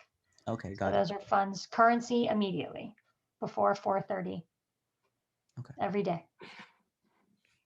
Yes. And we do that for all students. And you don't even have to go to the economic crisis response team to do that if you want something under $250. If you need something over $250, then we just do an additional, just tell us what you need, what the expenses are, and then we'll craft what the right amount is. I see. Understood. That's very helpful, and I'll be definitely sure to communicate this to the students. But yeah, like I think that's the main thing that is very important for all of them right now. Oh, thank you, Dima and DC, and thanks, Alfred. I see your hand, Parker. Yeah, two quick points. The first one regarding ACRT. You said there is funds of about like 30,000 donated last year. I did try to reach out to them like previously during the Armenian situation, and I haven't got a response from them at that time, and still haven't. Okay. So Send I'm me not the sure. message, Bakor. Send me the I didn't see your message on this point. I don't receive. You wrote to Yeah, it EBR. wasn't you. I emailed it directly to them. So yeah. Okay, send to me and I will get you a Okay. response. Yeah. Yeah. The other. Yeah, Oh, go it's for okay. it. Yeah. Cool. Thanks, Parker. Any other questions, comments about the resolution? Before the vote happens, I just wanted to thank Dean Blandisi for like your support. It's really helpful like throughout these difficult times, and having the support from you, it's really making a difference for the students, and that they're very happy that they have the support from you and from UCLA admin throughout this process. So I really appreciate that. Just wanted to reiterate that. Yeah, so it's not me, it's all of us. Yeah, we are all here. I think even just to engage with your colleagues. So there are a number of faculty members that also wrote to me saying, I'm really concerned. How do we help? So we're paying attention. That's what I want. That's what I'm hoping for. Yeah. Thank you so much for this. Thank you. Parker? Yeah, I think two things. The first one is like I partially said it in the chat, which is something struck me today when writing the resolution with Alfred and Emily, that um, we kind of became experts in this because this is not the first, and I don't think it's going to be the last resolution when it comes to like an international crisis, and this has become so often, sadly. So I don't know if, yeah. So sadly, this has have become like something often, and I would say that like thank you for everyone like for this, for supporting this and previous resolutions. And also especially Emily, like she did put a lot of effort into this resolution given the time frame that we had, which is an hour. So thank you everyone, I would say, and thank you Alfred like for taking the time during, I know how stressful this is to you, and you coming to council explaining this calmly, and even giving us like an update on the elections. So that is really inspiring. So thank you. Thank you, Parker. +1 to everything you said. And I just wanted to voice my support. As most of y'all know, I am very heavily involved in the Southeast Asian student organizing community at UCLA, and I'm one of the directors of the Southeast Asian Students for Organizing Conference. And, I just want to stand in solidarity with my Southeast Asian peers and make sure that council knows exactly how important this resolution is to making sure that Burmese students feel heard. Cool. With that, can I get a motion? Wait, I can motion. I motion that we approve the resolution condemning the military coup in Myanmar and in support of Burmese students. I second. Emily motioned, Bacher seconds, and please raise your hand if you will be voting yes. Wow, my screen moves really quickly when everyone's hand goes up. 1, 2, 3, 4, 5. Please raise your hand if you're voting no. Emily, that was anonymous. What is it called? Unanimous? Yeah. Oh, cool. Okay. With the 13-0 vote, the motion passes and the resolution has been approved. Thank you, Alfred. Thank you, Bursa. Thank you, Dean Blandisi, and everyone who supported this resolution. Yay. With that, that is the end of our agenda, if you can believe it. And this meeting is adjourned at 9:12 p.m. The recording has stopped. Okay, now you guys have no excuse not to stay for good and welfare. We'll make it quick.